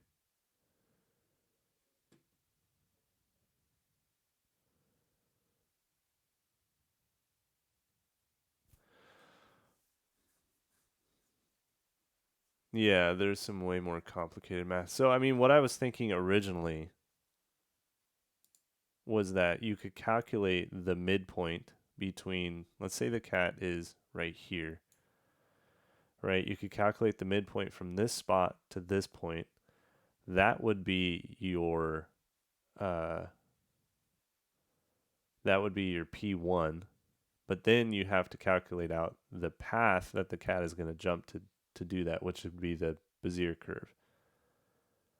Yeah, I know. We're all struggling with the math here. It's okay. I appreciate the input. I think I don't know what I think. I think I need to do that with a Bezier curve so that it looks correct, and then just have them follow that Bezier curve, right? which I think is similar to what you're saying, but I don't know. Time to get sponsored by Brilliant. What? Yeah, right. Is your The output learning. Y value. In this way, it is easy to understand what the a learning function platform. is doing, and we can use this visualization to easily create custom functions by adding and manipulating points. Let's look at an example of how we can use a curve to land SpaceX's Falcon 9 rocket. This example project can be downloaded from the Dave the Dev GitHub page, linked below in the description. The landedness value is a value between 0 and 1 and determines how far along the process of landing we are. The height value is just how far the rocket Did is I above miss the your... pad in number of pixels. At the moment, we're not using a curve at all in this project, so the curve output is directly connected to the land. Wait, Cassie, did you just use your 2 codes to give me a hat? No, okay. All right. I was getting excited.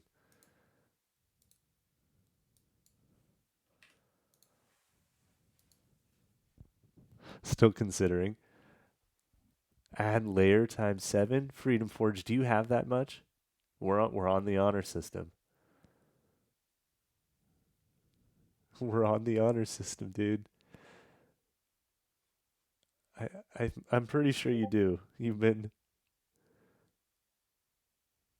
Oh, no. Okay. All right. I'm prepared for this. 1 second. Thank you for distracting me from math.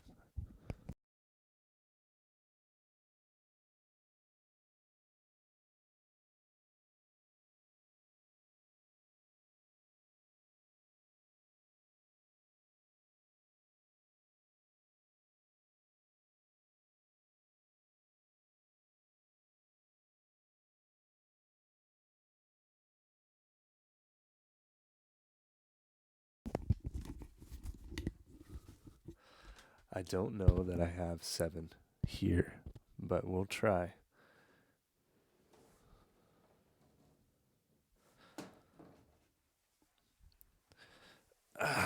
Okay. I don't even know what you can see right now. Let's see. Oh, God, the bald head. All right. It's summer.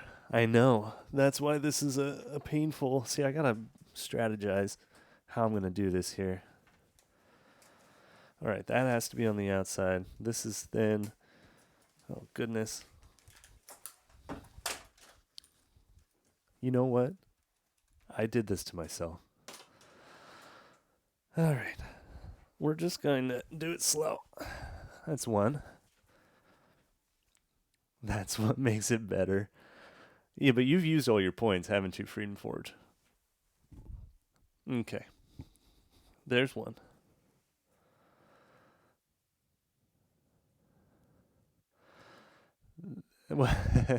Okay, Cassie. We've already determined. We determined yesterday that that there's a base layer. I don't go below the shirt. This is not a stripper stream.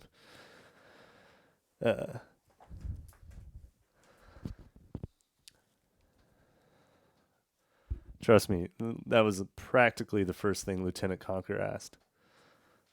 All right, this is 2. Sorry. All right, see you later, Riazzi. Oh, no. Oh, this is already hot, and I'm only on 2 layers. This is going to be the, sweating stream now. I'm traumatized BitDash too much. Okay. Okay, that's 2. I'm going to do my best, Lieutenant Freedom Forge, to get to 7. I might not have 7, but we'll see. Oh, God. Okay, 3. And these are thick. This is a thick flannel, I'll have you know.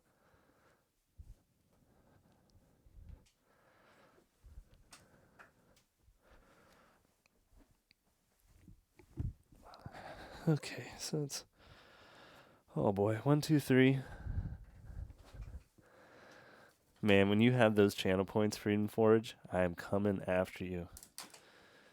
You started war, sir.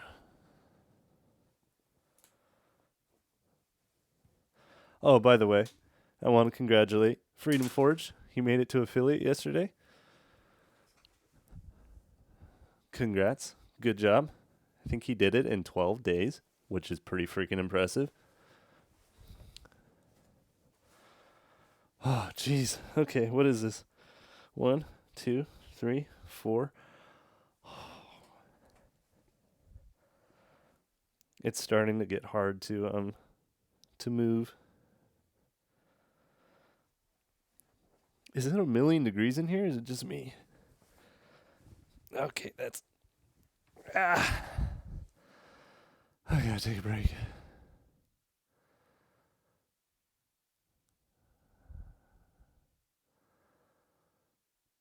You were getting water when you. Yeah, Freedom Forge Godot streams. Him, Wolfric, and I are all going to be doing a game jam coming up soon. What am I at? 1, 2, 3, 4. Oh my god, I have 3 more. All right, this one's pretty light, so this will go on top.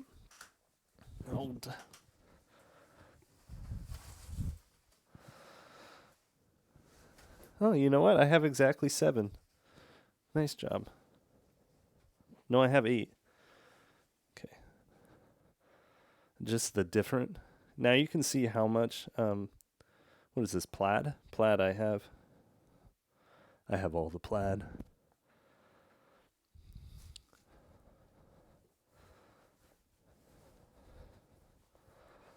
Oh boy. This is like the epitome of style, isn't it?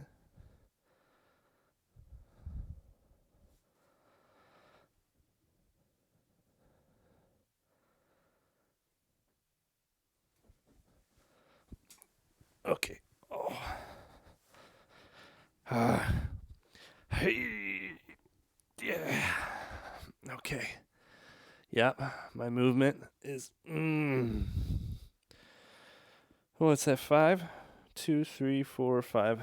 Okay, 2 more. Rain jacket. This one's light. But in case it starts to rain in here, I'm going to be dry. I can't even get it on my hands. Ugh.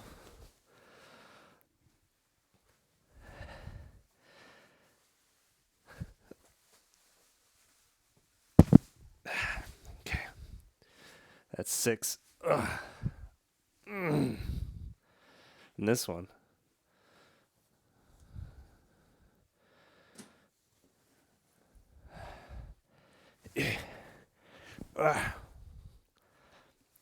This is just a grunting stream now. Okay.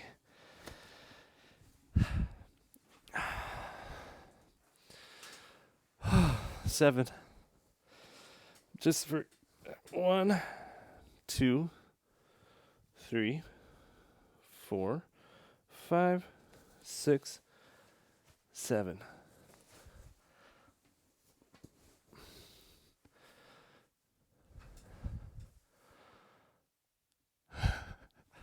I don't live alone.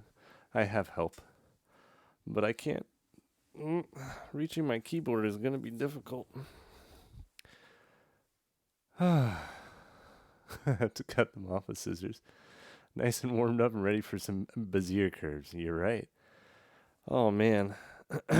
Okay. Reach my keyboard? Yes. I don't know that I could do any more layers in this.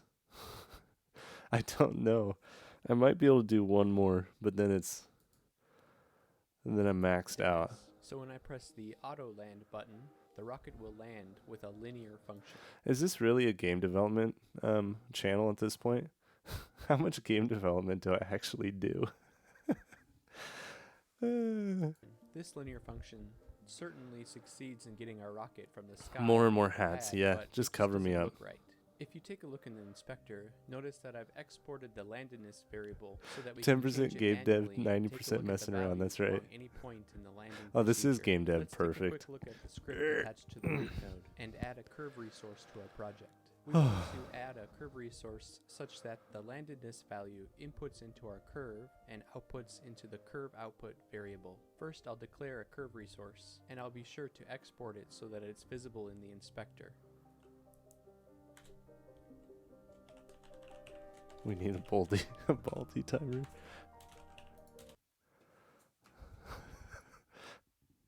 Been bald 15 minutes. Oh, you know, did I even start the timer up again? I thought I did. Okay, timer's going. Honestly, I have no idea if I'm doing the timers right. I just kind of forget to do it. So it might be 10 minutes, it might not be. Longest Baldy streak. Yeah. I think Cassie's saving up to give me some more hats. Though I'm not sure I need more layers at this point. Second, I'll connect the landedness and curve output values via the curves interpolate method.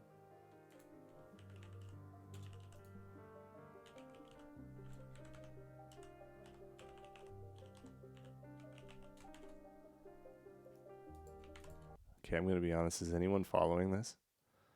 I'm sure as hell not.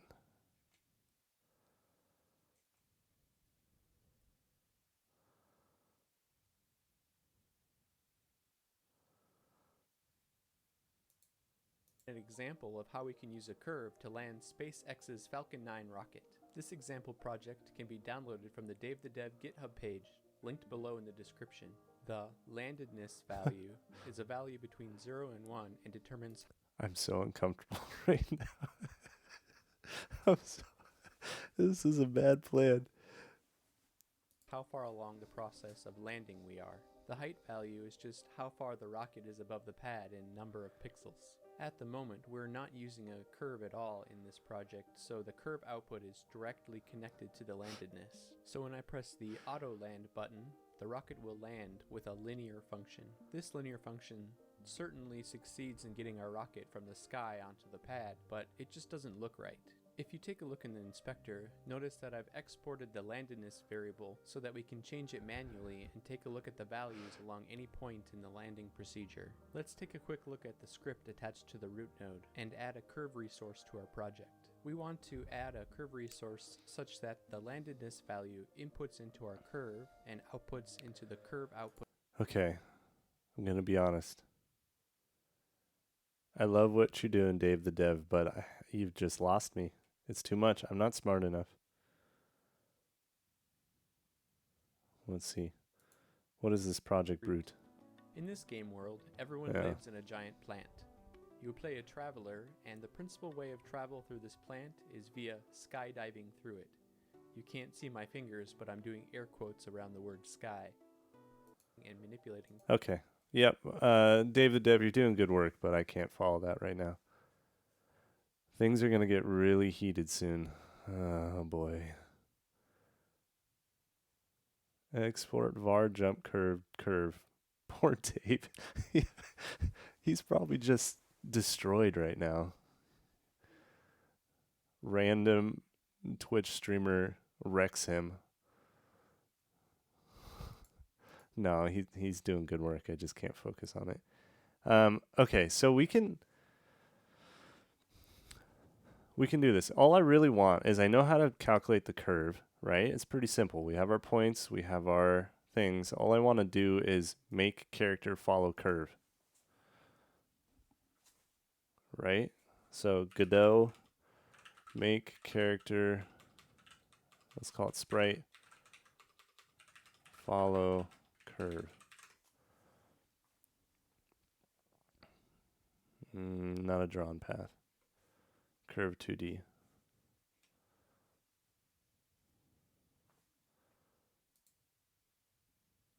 Alright, describe a Bezier curve in 2D space. This class describes a Bezier curve in 2D space. Right. Get baked points. Returns the cache of points as a packed vector 2D array. So can I do that to and then pass it in.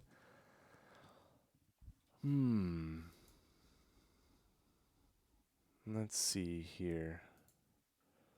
How to make a sprite 2D, follow a mouse. Make a no. I mean, can I programmatically make a path?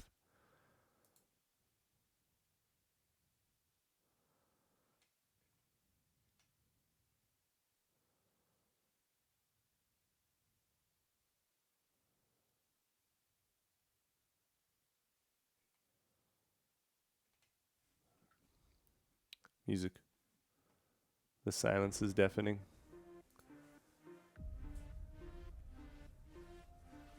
All right. Okay.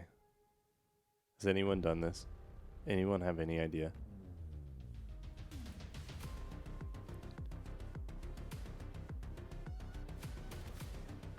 I've looked at this before.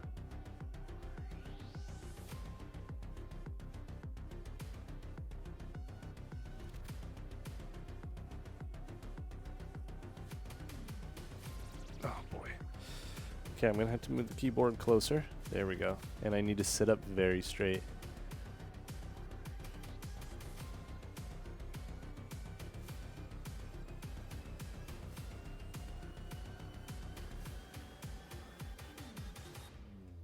Only did this in relation to the speed of the projectile. Okay. So were you able to have the projectile follow a curve? But did it in a hacky way? Okay.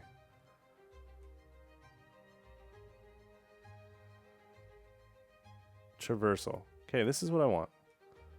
Is to traverse them because of what was mentioned before. Right. This is difficult. Great. Okay, then we did the sample baked.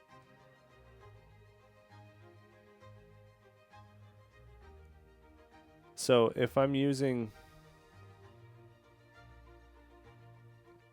how does this work with our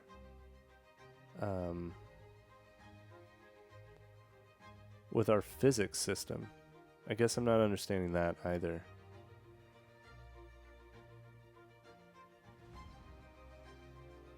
That's the big part that I'm not understanding. Huh.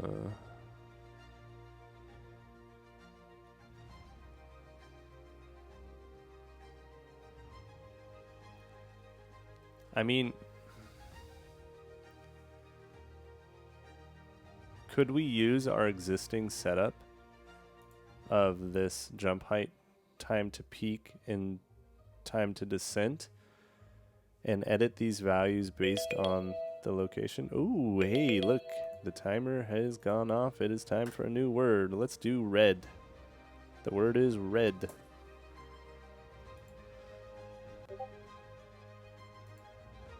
Let's see. Who messaged me that? Oh, Cassie.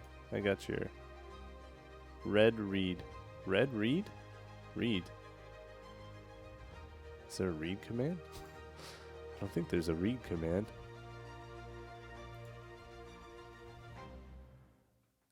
Yeah, the speed of the projectile follows a curve. Oh, okay. But you didn't like create a curve and have it fall. So you have done this? Oh, no.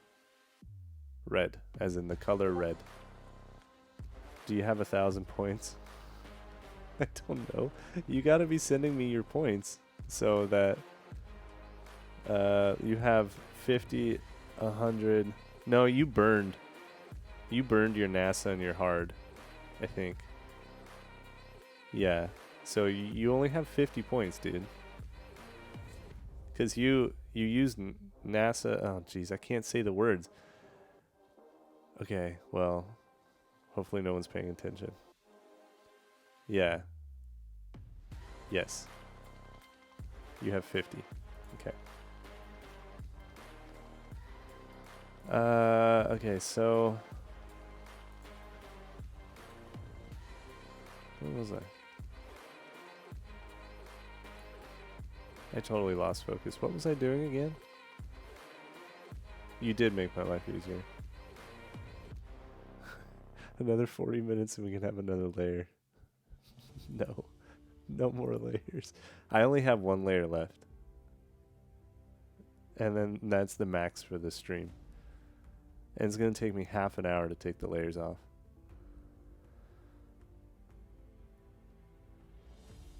All right. Okay, so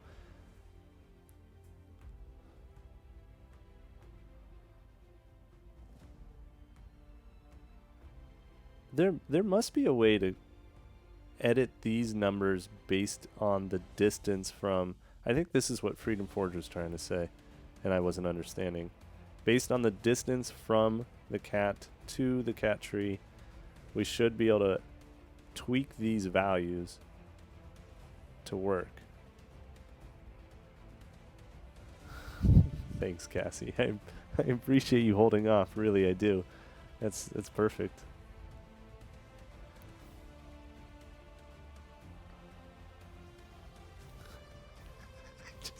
I can't move.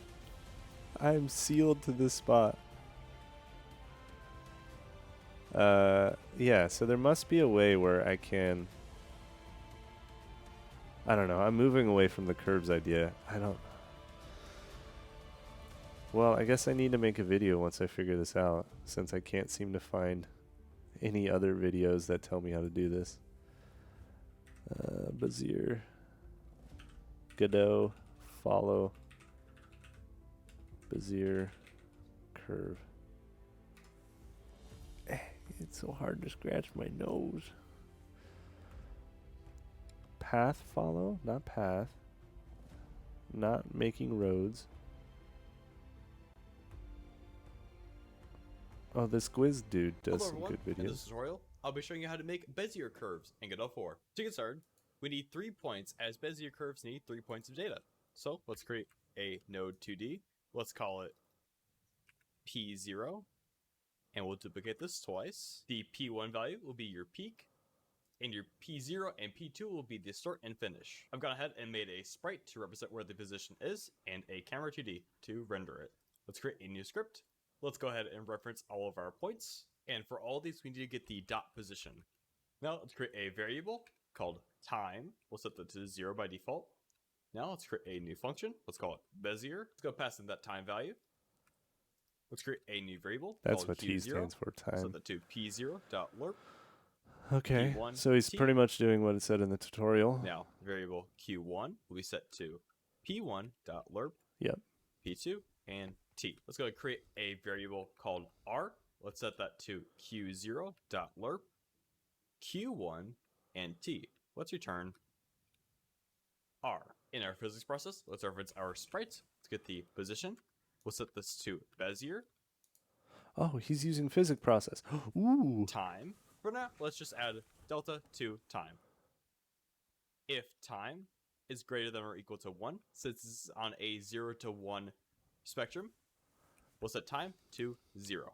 Now, through Okay. Rust Play, you'll see that our sprite follows a Bezier Oh my curve, gosh. and once it hits the That's- final position, it will That's go what back. I To take want. this a step further, let's go ahead and create a H slider. Let's go ahead and scale that.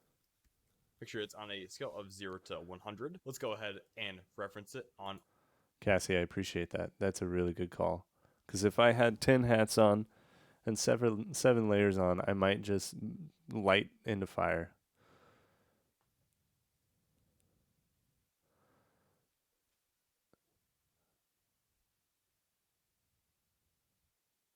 We need all the hats.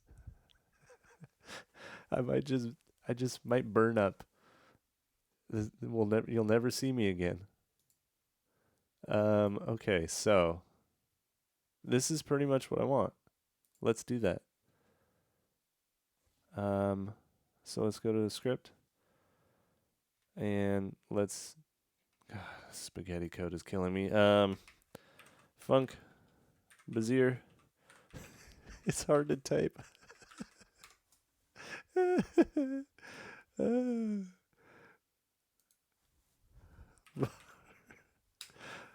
can't. I gotta move this. I gotta. I didn't realize how hard this would make it. It's like I'm working with little T-Rex arms. I can't really stretch them out too well. All right, var q0. Oh gosh, q0. No, 0 is equal to. Oh, I need my p0s. Okay. What does onReady actually do? Oh, that's because no, he has points. Well, that's fine. I can make my own points. I can make my own positions. Yeah.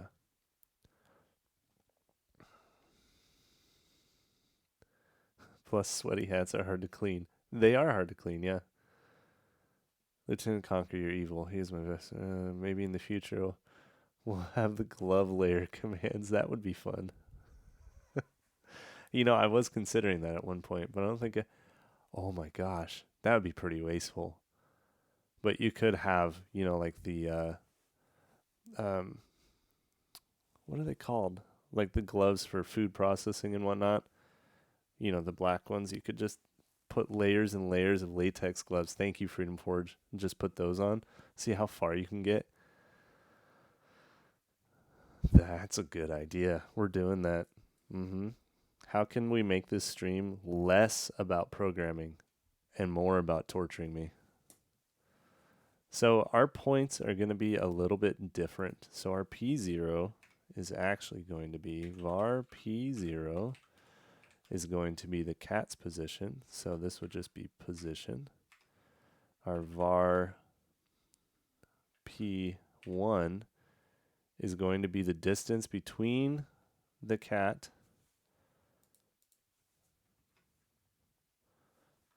Let's see. Position between the cat and the platform. But really it's going to be the X position plus some value, right? Latex hats? Dude. Latex pants? Oh no.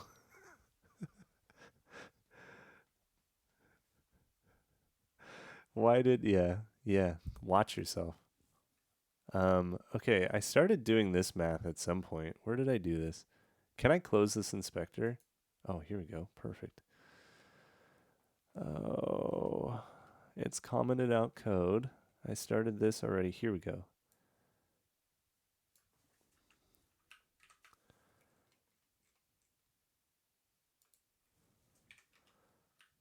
And it comes down to my original idea. Soon we can throw our money at him so he has to do things. Yeah, I guess technically I could ignore all this stuff.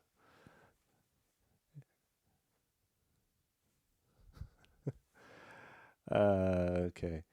So position minus cat tree. Okay, so we don't. Actually, I think that's okay for now. We're on the X plane. So we're doing our position minus. Oh, you know what? That won't work if the cat's on the other side. But we'll just think about moving left to right for now. So we're at position minus the cat tree's position. That gives me the distance. We're getting the X value and you're dividing by 2. That gives me the middle on the X plane. So I want to create a new vector. What is this? Vector 2. That's our X. And this would be our Y. Let's just say 100 for right now. And this Y value can be changed based on how high we want to jump, right?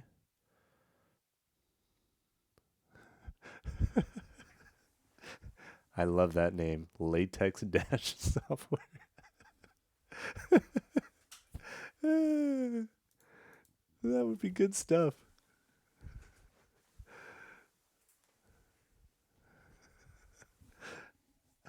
It's so hard to move.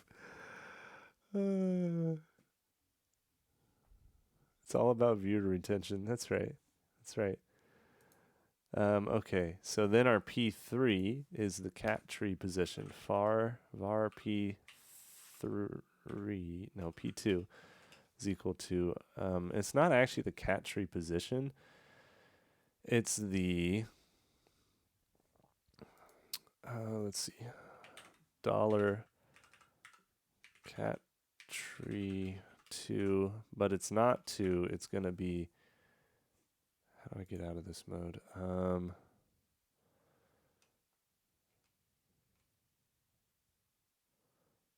It's going to be the collision shape 2D. Oh, that's a great name. Collision shape 2D. And then we're going to call position on that. Okay. Right? That's our P3. And actually, let's make this the same thing. Collision shape 2D.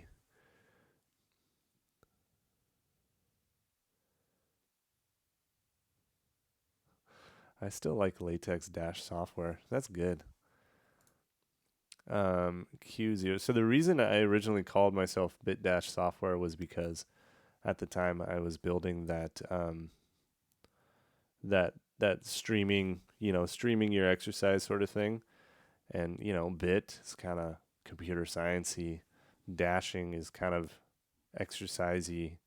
Let's just put them together. Hence, BitDash Software. Okay, so now our Q0, we can finally do the P0 dot lerp. Oh, we need to pass in T.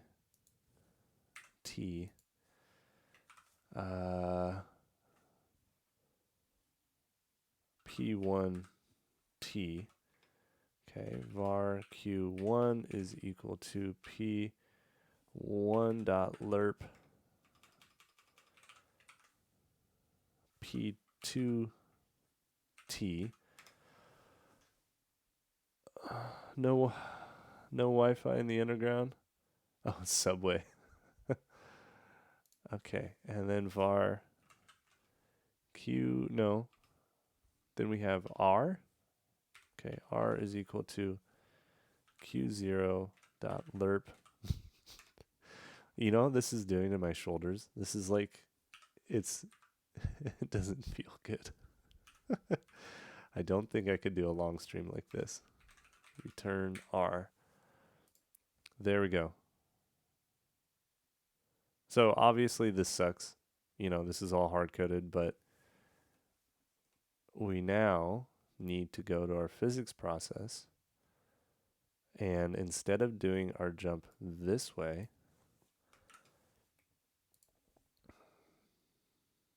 what are all these variables?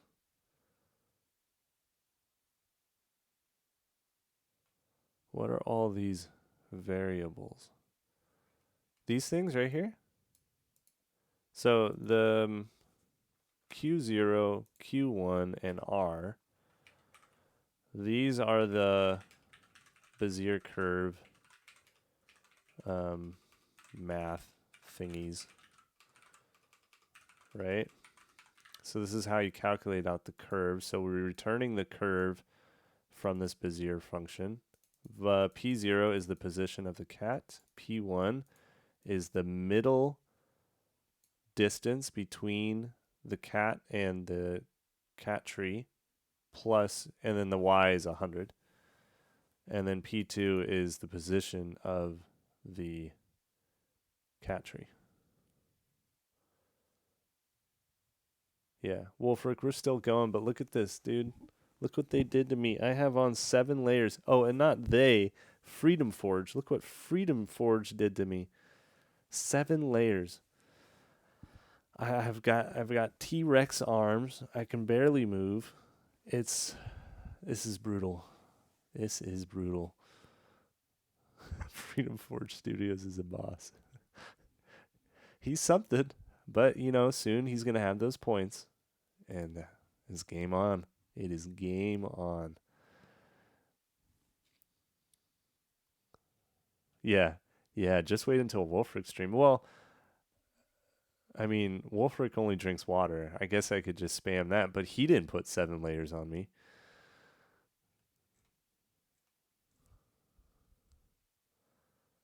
Oh, you've been saving up your. Nice. I like it. Okay, so it should jump. It is on floor. So now we're gonna call Bazir. And what do I do? Sprite dot position.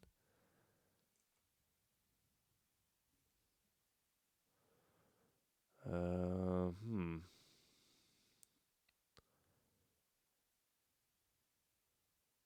Okay. We're gonna try this. So we're gonna do position is equal to Bazir time. Where do we get time from? Time is a variable. Okay. Var time is equal to 0.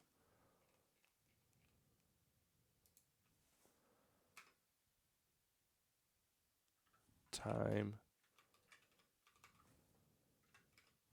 plus equals delta. Okay. If time is greater or equal to 1, then time is equal to 0. Cool.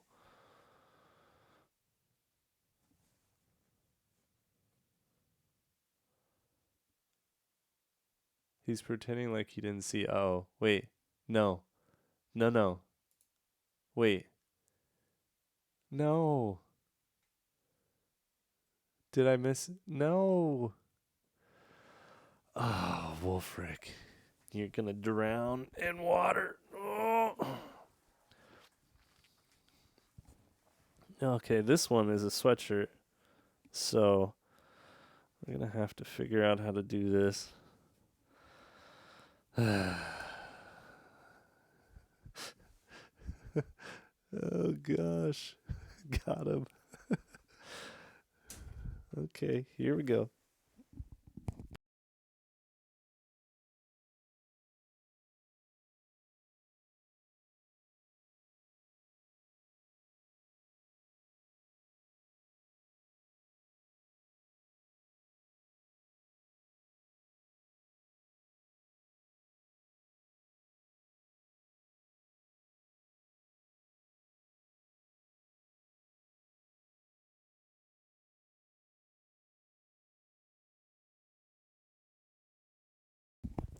This is fine. It's comfy. I like it this way.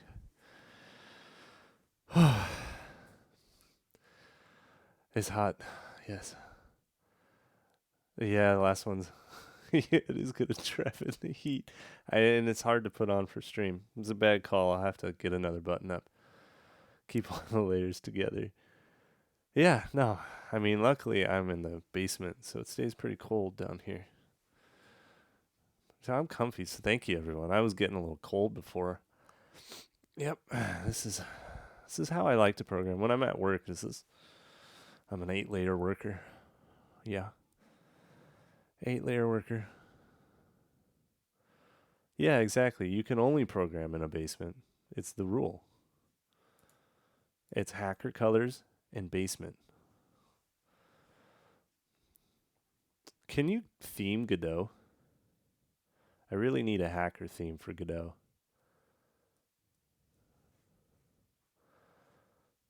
Yeah. Okay, so editor settings. Editor settings. Theme.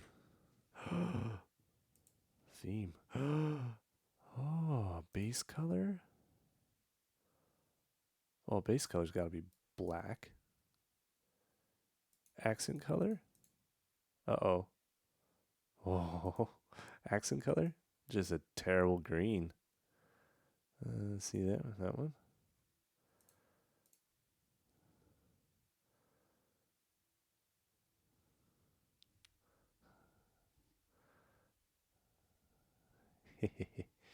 It looks terrible. Perfect. Now I'm a hacker. We're going to program so much better now. The problem is I can't really see the distinguishing. We might have to go slightly less black. Let's change that for a second here.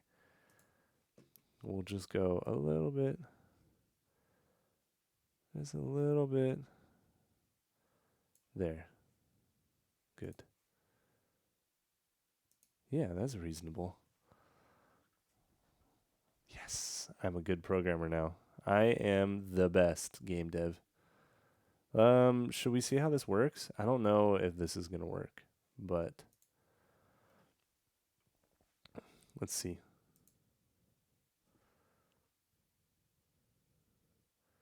Can I do a reverse binary tree? Hell no. Too few arguments for busy. Oh, right, time. You know what I hate about software engineering? You know what I hate? The freaking interviews. You know what the stupidest thing in the world is? Interview questions. Hate them.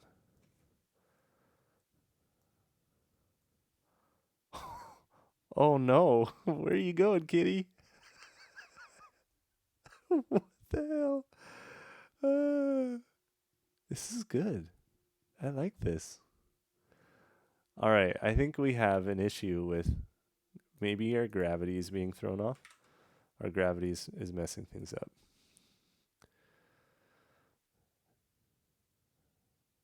Yes, yeah, exactly. Interview questions aren't anything like the job.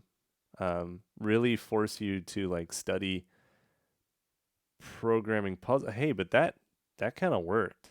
Programming puzzles. And it's just a waste of your time. If you want to see someone's worth, like see what they've built, right? Which isn't possible for new grads. I get that. So maybe you need to have some, maybe then you ask them to build a project. If they're new grads, they have time, right? Probably. I'm generalizing here, but yeah, I don't know. I hate it all. Hate. Okay, but look at this cat. He kind of does a jump.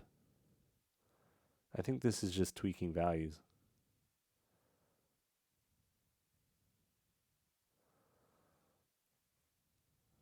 So the gravity was throwing him off. I'm wondering if we should have gravity at all.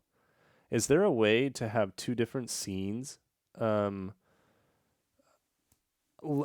on top of each other? Because what I could do is we have a scene z-index. Okay, yeah, well, I guess that makes sense. We have a scene. So because at some point I want to be able to move around these objects. And you can kind of create your own scene. So you move those around. Oh, he's still jumping. That's weird. Don't do it though. It's messy. Okay. All right, I won't do it. Yeah. But okay, well then tell me how I might do this. I don't want to apply gravity to the cat. Oh wait, I know exactly how to do this. We're in a physics process for the cat, so we're only applying gravity to the cat.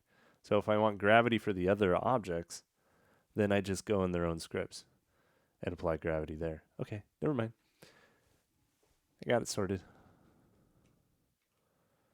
Okay, so what are we going to do? We probably have got about half an hour left of streaming. So let's try to get this jump to work. And I only have half an hour left of being in 8 layers of clothes. Is the timer still working? Oh shit. Yeah, what do you think? About 6 minutes left? I don't know. The timer just doesn't seem to always work. No way. All right, fine. There's 4 minutes left. Here. 4 minutes. You had a timer? No, you didn't. Oh. Yeah, it just goes until it crashes, and then I forget about it.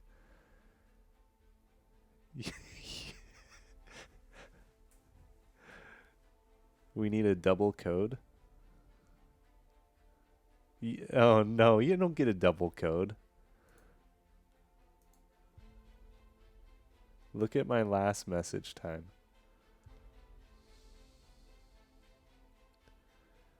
Okay, let's see. What did you do to me last, Lieutenant Conker? Oh. No. Alright, does the chat think that we missed a timer? It's been nearly 20. Alright, well it'll be a double code in 3 minutes and 30 seconds. Yes. 3 minutes and 30. I will not be bullied. This is the 3 minutes and 30 seconds. Double code. Alright.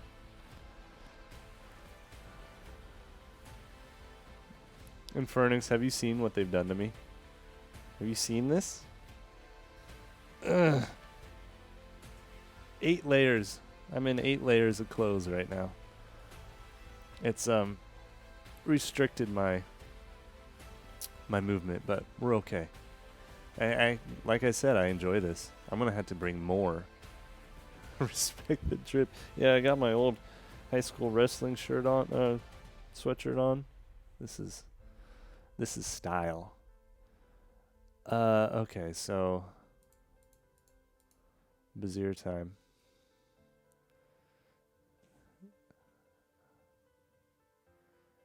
Just looks like I'm really buff. Yeah, I work out. I work out so much I can't see, but that happens though if you have enough muscles, you know, your flexibility goes down, so okay.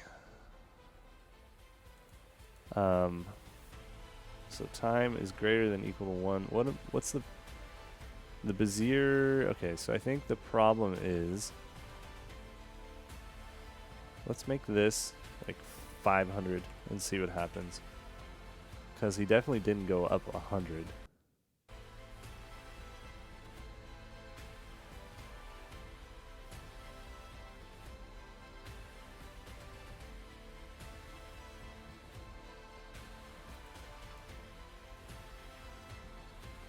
What? What happened to the cat? Oh, just till 5:30. So I only got about 14 minutes left. No, 5:40. So 24 minutes left. Jacked Dash software.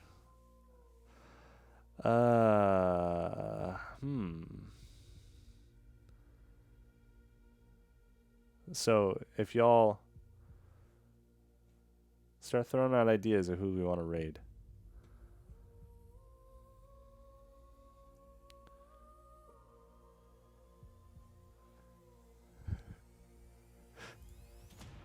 See, this is all about being clever. Every person who wants these points has to go into my Discord, right? And then I have full control of the timer, and hopefully I can distract you long enough where you don't know that it's running or not. But this is on you, chat. If I forget the timer, this is on you. I'm very forgetful. You always know.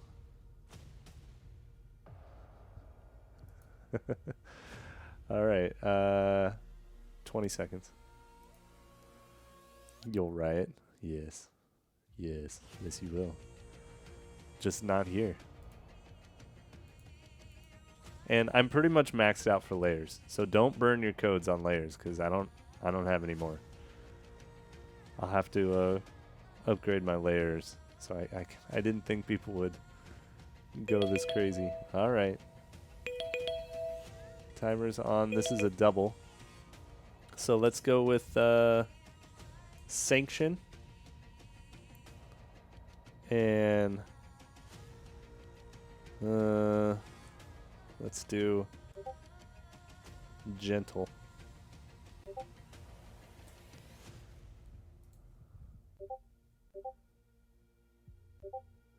Oh God.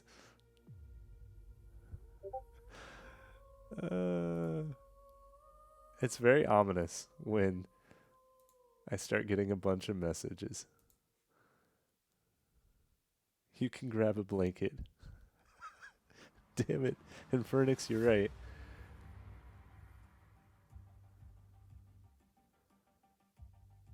Alright.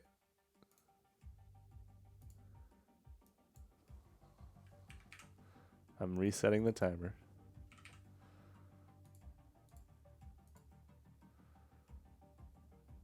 Now, nobody's called out anything. You might save your points. Yeah, it's the end of the stream. Practically the end of the stream. But remember, I'm not wearing this stuff the next stream. So, it restarts. I don't get to go.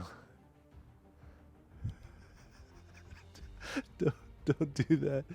Actually, I kind of like the latex gloves idea, and I have a bunch. So, that that might be fun. Yeah, next stream latex. All right. I'll add it to the... Okay, but really, if I start putting on... Yeah, it'll be the tight ones. If I start putting on a bunch of latex gloves, you know, I won't be able to program at all. All right. Okay. This is... We're more a variety streamer now. Versus actually doing programming.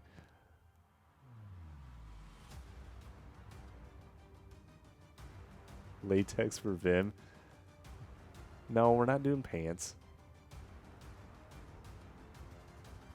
Just be a chatting streamer. Yeah.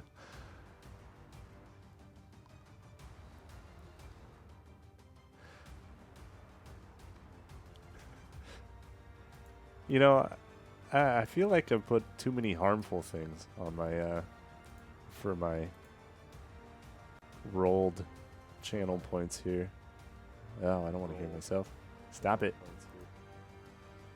All right. Now, latex is going to be expensive because it costs.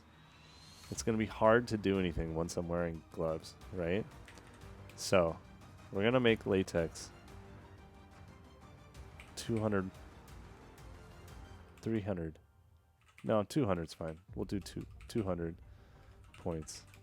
Add latex glove. And then 6 here is going to be 50 points. Remove latex glove.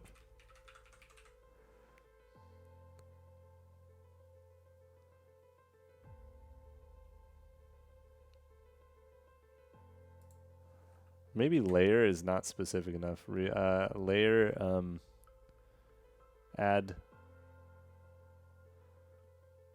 What would be the right word? Add button up? No. We'll just leave it the way it is. Okay. Now add latex and remove latex is for the next stream. 1,000 points for backflip. Never happening.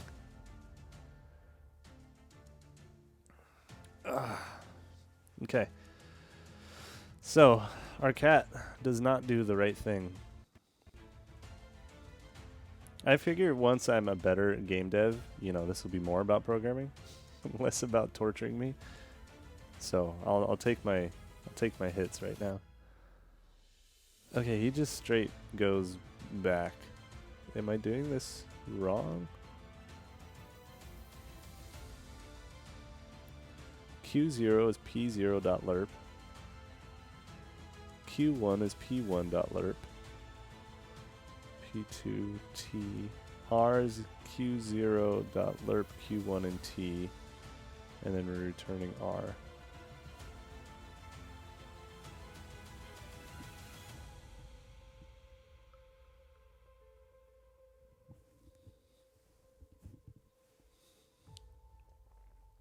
That looks right. So why would he be zooming backwards? Is my vector 2 wrong?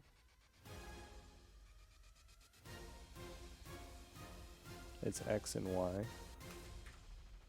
That seems right.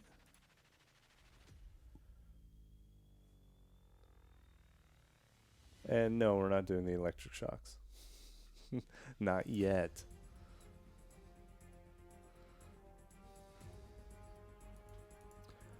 Um, Okay, so let's do 150. Since 500 seems to send me off in the wrong direction.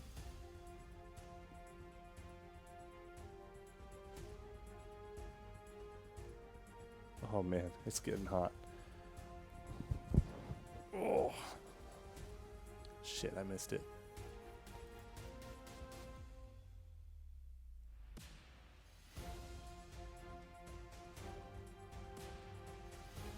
Run. Run.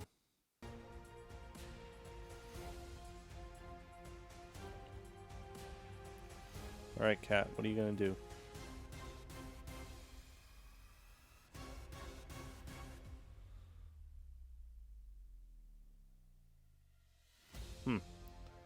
Okay, so he keeps moving, which I don't want, but he doesn't get high enough.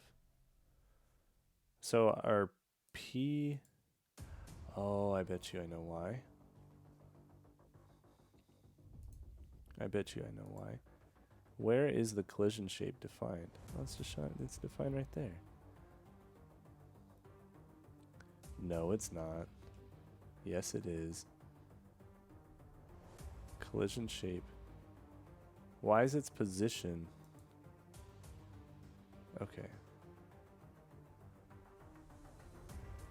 You can watch those shapes using debug. You mean in the remote?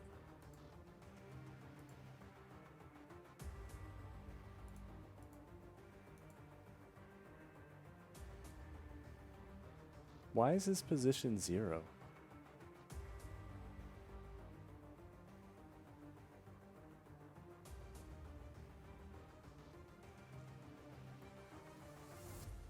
You can watch those shapes using stop it for a second and then debug. Oh. Is there a debug mode? Am I not understanding you? Run project. Pause running. Stop running. Visible collision shapes. Wolfric, I'm not following you at all, dude. Debug dropdown. Oh. Visible collision shapes. That's cool. I didn't know about that.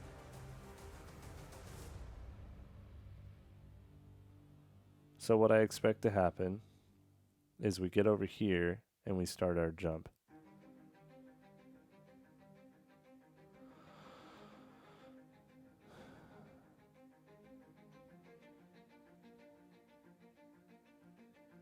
Well,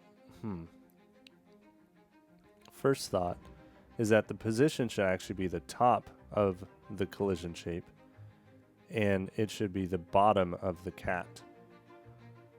That's what we should be referencing. Okay, so let's fix those things.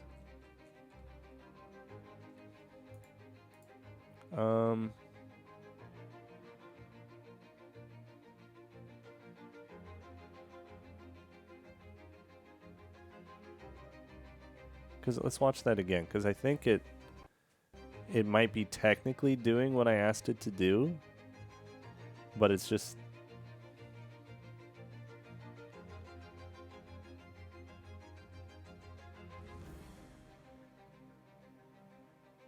Yeah, because the top of this reaches the center of that. It doesn't exactly match with the position of the cat. Okay, I'm not sure about that.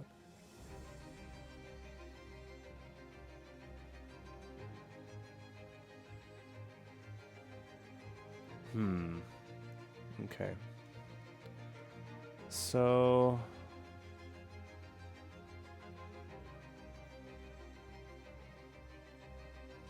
Yeah. I mean, it's that... Whoa, the cat's moving again. Why is he jumping around?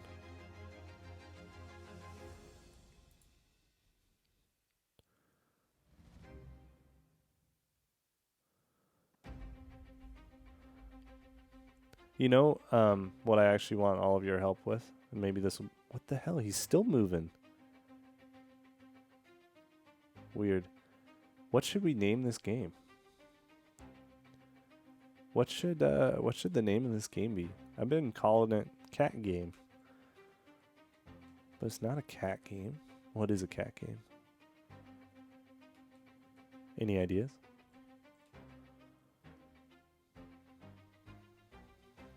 Kitty Corner.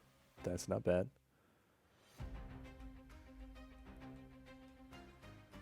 I gotta write these down. Oh no. Alright, this is the last timer of the stream. The word is gonna be kitty. Kitty. That's our last word of the day. Our last code of the day. Alright. Yeah, and Fernix, I think you're storing up something. You're storing up for something. I don't trust you. Alright, Cassie, Freedom Forge, got him. Kitty Corner, I like that. You want to hear my stupid name idea? My first one? Sir Catterson. Yeah, but he doesn't have a top hat or anything that makes him a sir. So, doesn't really make sense. Run that. Sir Catterson or Kitty Corner?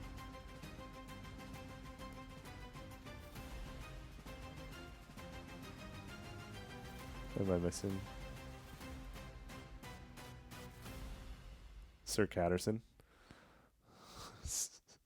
Okay, I've got a vote for Sir Catterson. Sir Catterson's Kitty Corner Extreme?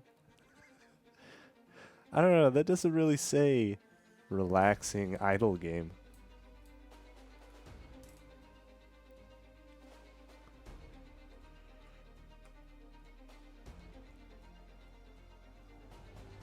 How about what if it's Kitty's Corner? Like the cat's name is Kitty. So Kitty apostrophe S, Kitty's Corner? Huh? That's... I don't know. Then the cat's name is Kitty? I don't know. Who knows? We need to have some lore around the cat too. Like he's a street cat.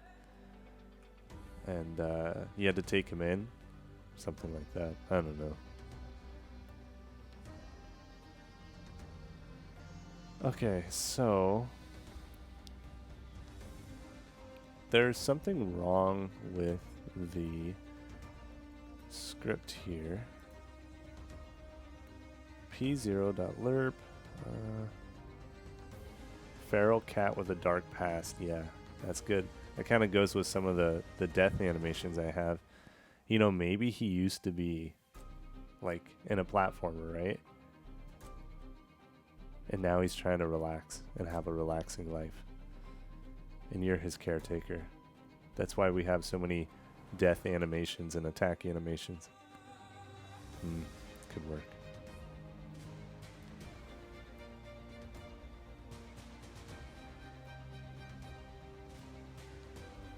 I don't know what to do about this right now. Especially when I'm programming in.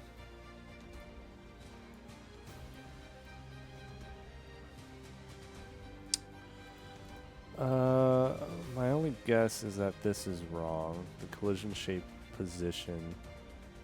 Let's print this out. Print P2. No, not print orphan nodes. Print P2.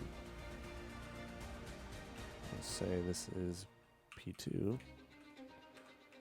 Oh, I can almost get out of these this close. Let's see what happens.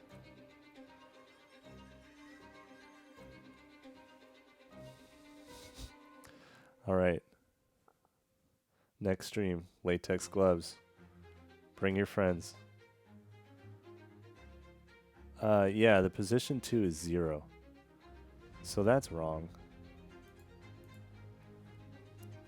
Why is that 0?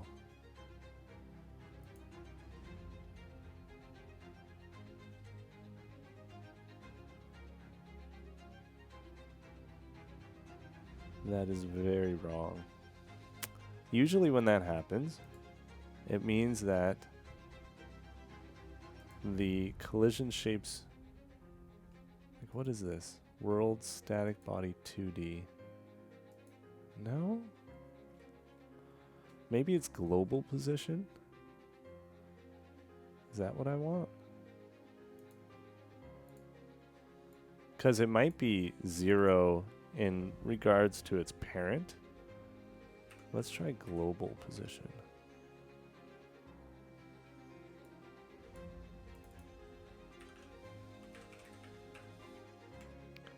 All right, let's see.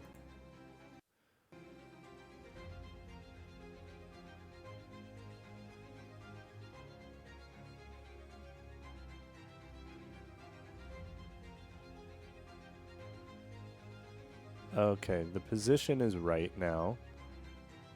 Okay, good.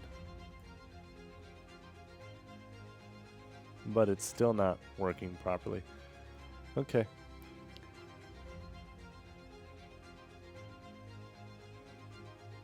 Let's see. It's impossible to work like this. Okay. So, let's see. We do our global position. So this should be right now. Let's also print out our P1.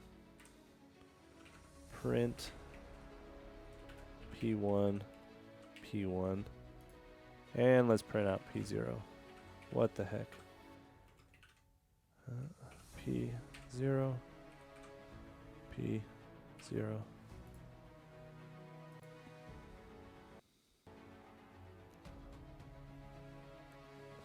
Come on, kitty.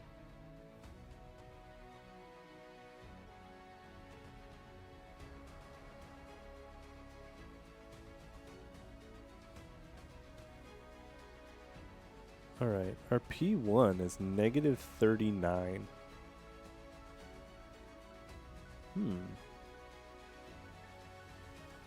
Oh, you know what?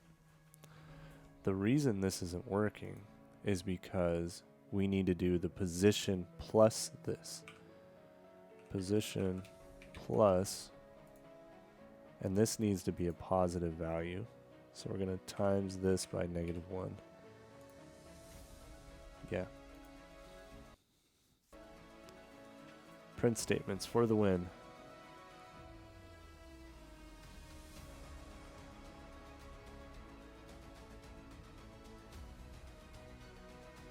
Oh. Vector 2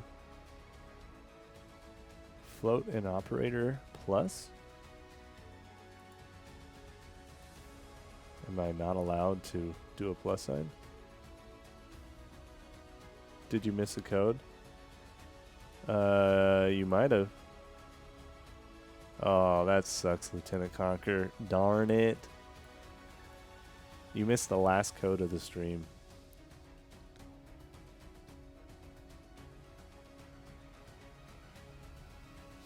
Why would it be telling me that?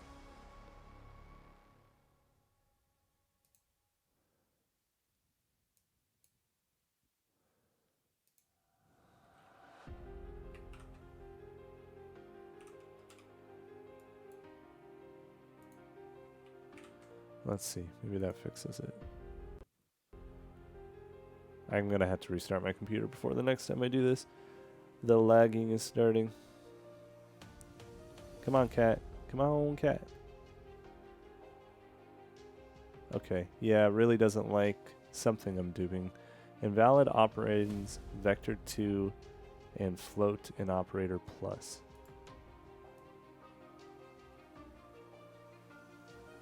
Well, let's take this out. And this is going to be var p1x is equal to that. And then we'll do p1x here. Just to prevent any confusion. Alright, y'all. It is time to start figuring out who we're going to raid. Who's it going to be? Who we raiding today?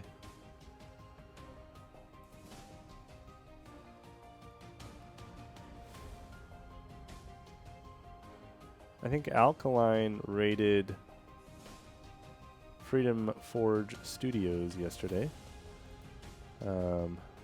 Maybe Alkaline raided last night. Okay. Could do that. Has anyone watched Alkaline before? Find out. Okay, so tokens and Twitch keys kind of go together. So I think. Oh, I think Infinite this would Coder's in just there. Go into like a token. Godoer? Uh, Okay. I should be named Twitch keys actually, because this. Wait, is that doesn't Vim? make Is that NeoVim? sense. That I mean, doesn't look like client GD ID, script. secret key, ID, You want a key, Godoer, okay. Token, code. Alright, we want a Godoer.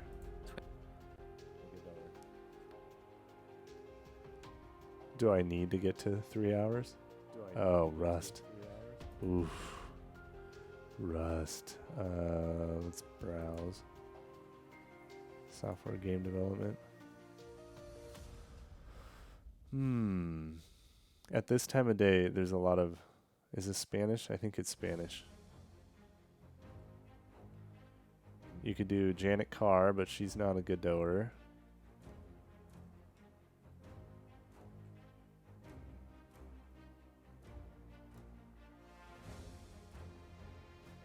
Custom Twitch bot of sorts, but typically uses Godot, for my understanding. Okay.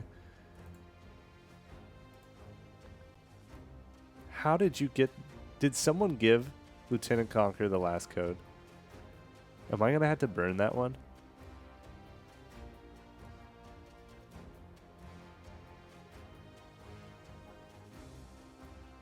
Godooter.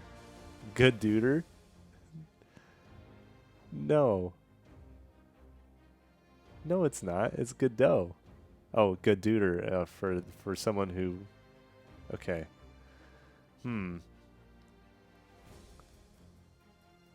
It's Godot? I don't think so. Who's this? Game dev journey tag Sculptifix. Ah, goobers. Oh, I don't want to watch an ad. Riazi, do you have someone? You always have someone. Oh, this is not English, is it? Damn it.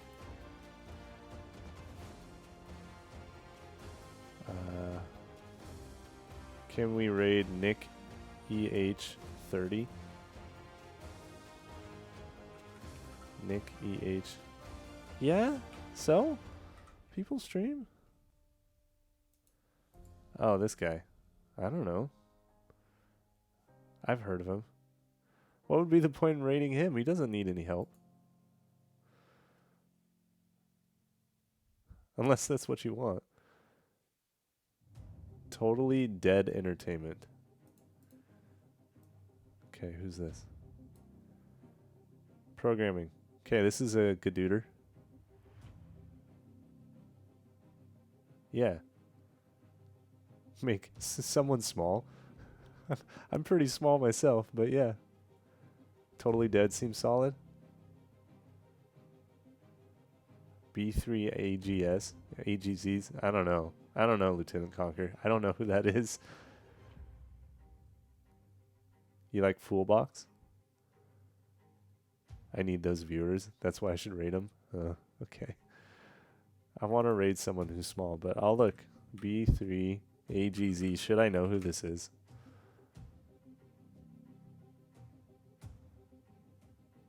Okay. Oh yeah, I've seen this guy.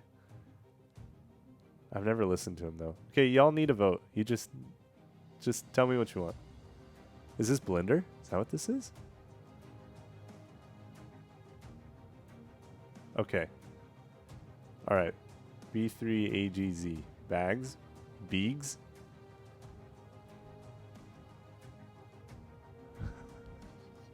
Damn it. You two need to decide. Totally Dead Entertainment. Alright, we have two options. He only has one viewer. Riazi, you're already committed to who? It's not about me, Lieutenant Conquer. Let's do it for someone else. So, I'm happy with the way what we're at. This is much better than where I've been for a long time. So if I haven't said it today, I appreciate all of you.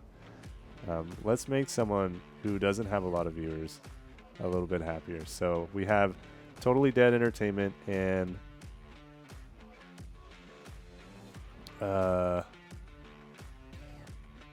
Too Much Tomato. Let's look at Too Much Tomato. Too Much Tomato. Too Much Tomato.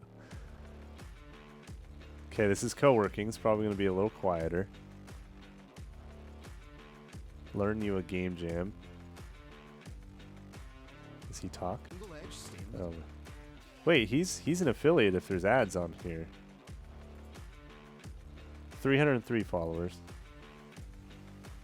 4 followers. We're doing Totally Dead Entertainment. Anyone with a subscribe is affiliate? Yeah. You're right, Infernix. Totally Dead is the way. Alright. Okay, let's raid the channel.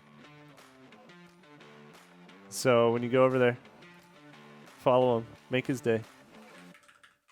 Be nice. Especially you, why am I blanking on your name? You know who you are. Lieutenant Conquer. Have fun. Appreciate all of you. Adios. Well, I guess it takes some time. 8 seconds. Have a good one. Bye.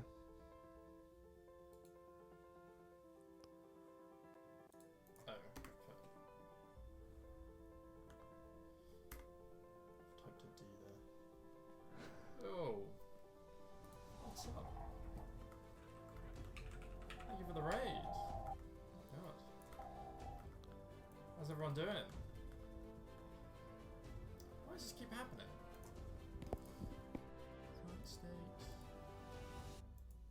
What is going on?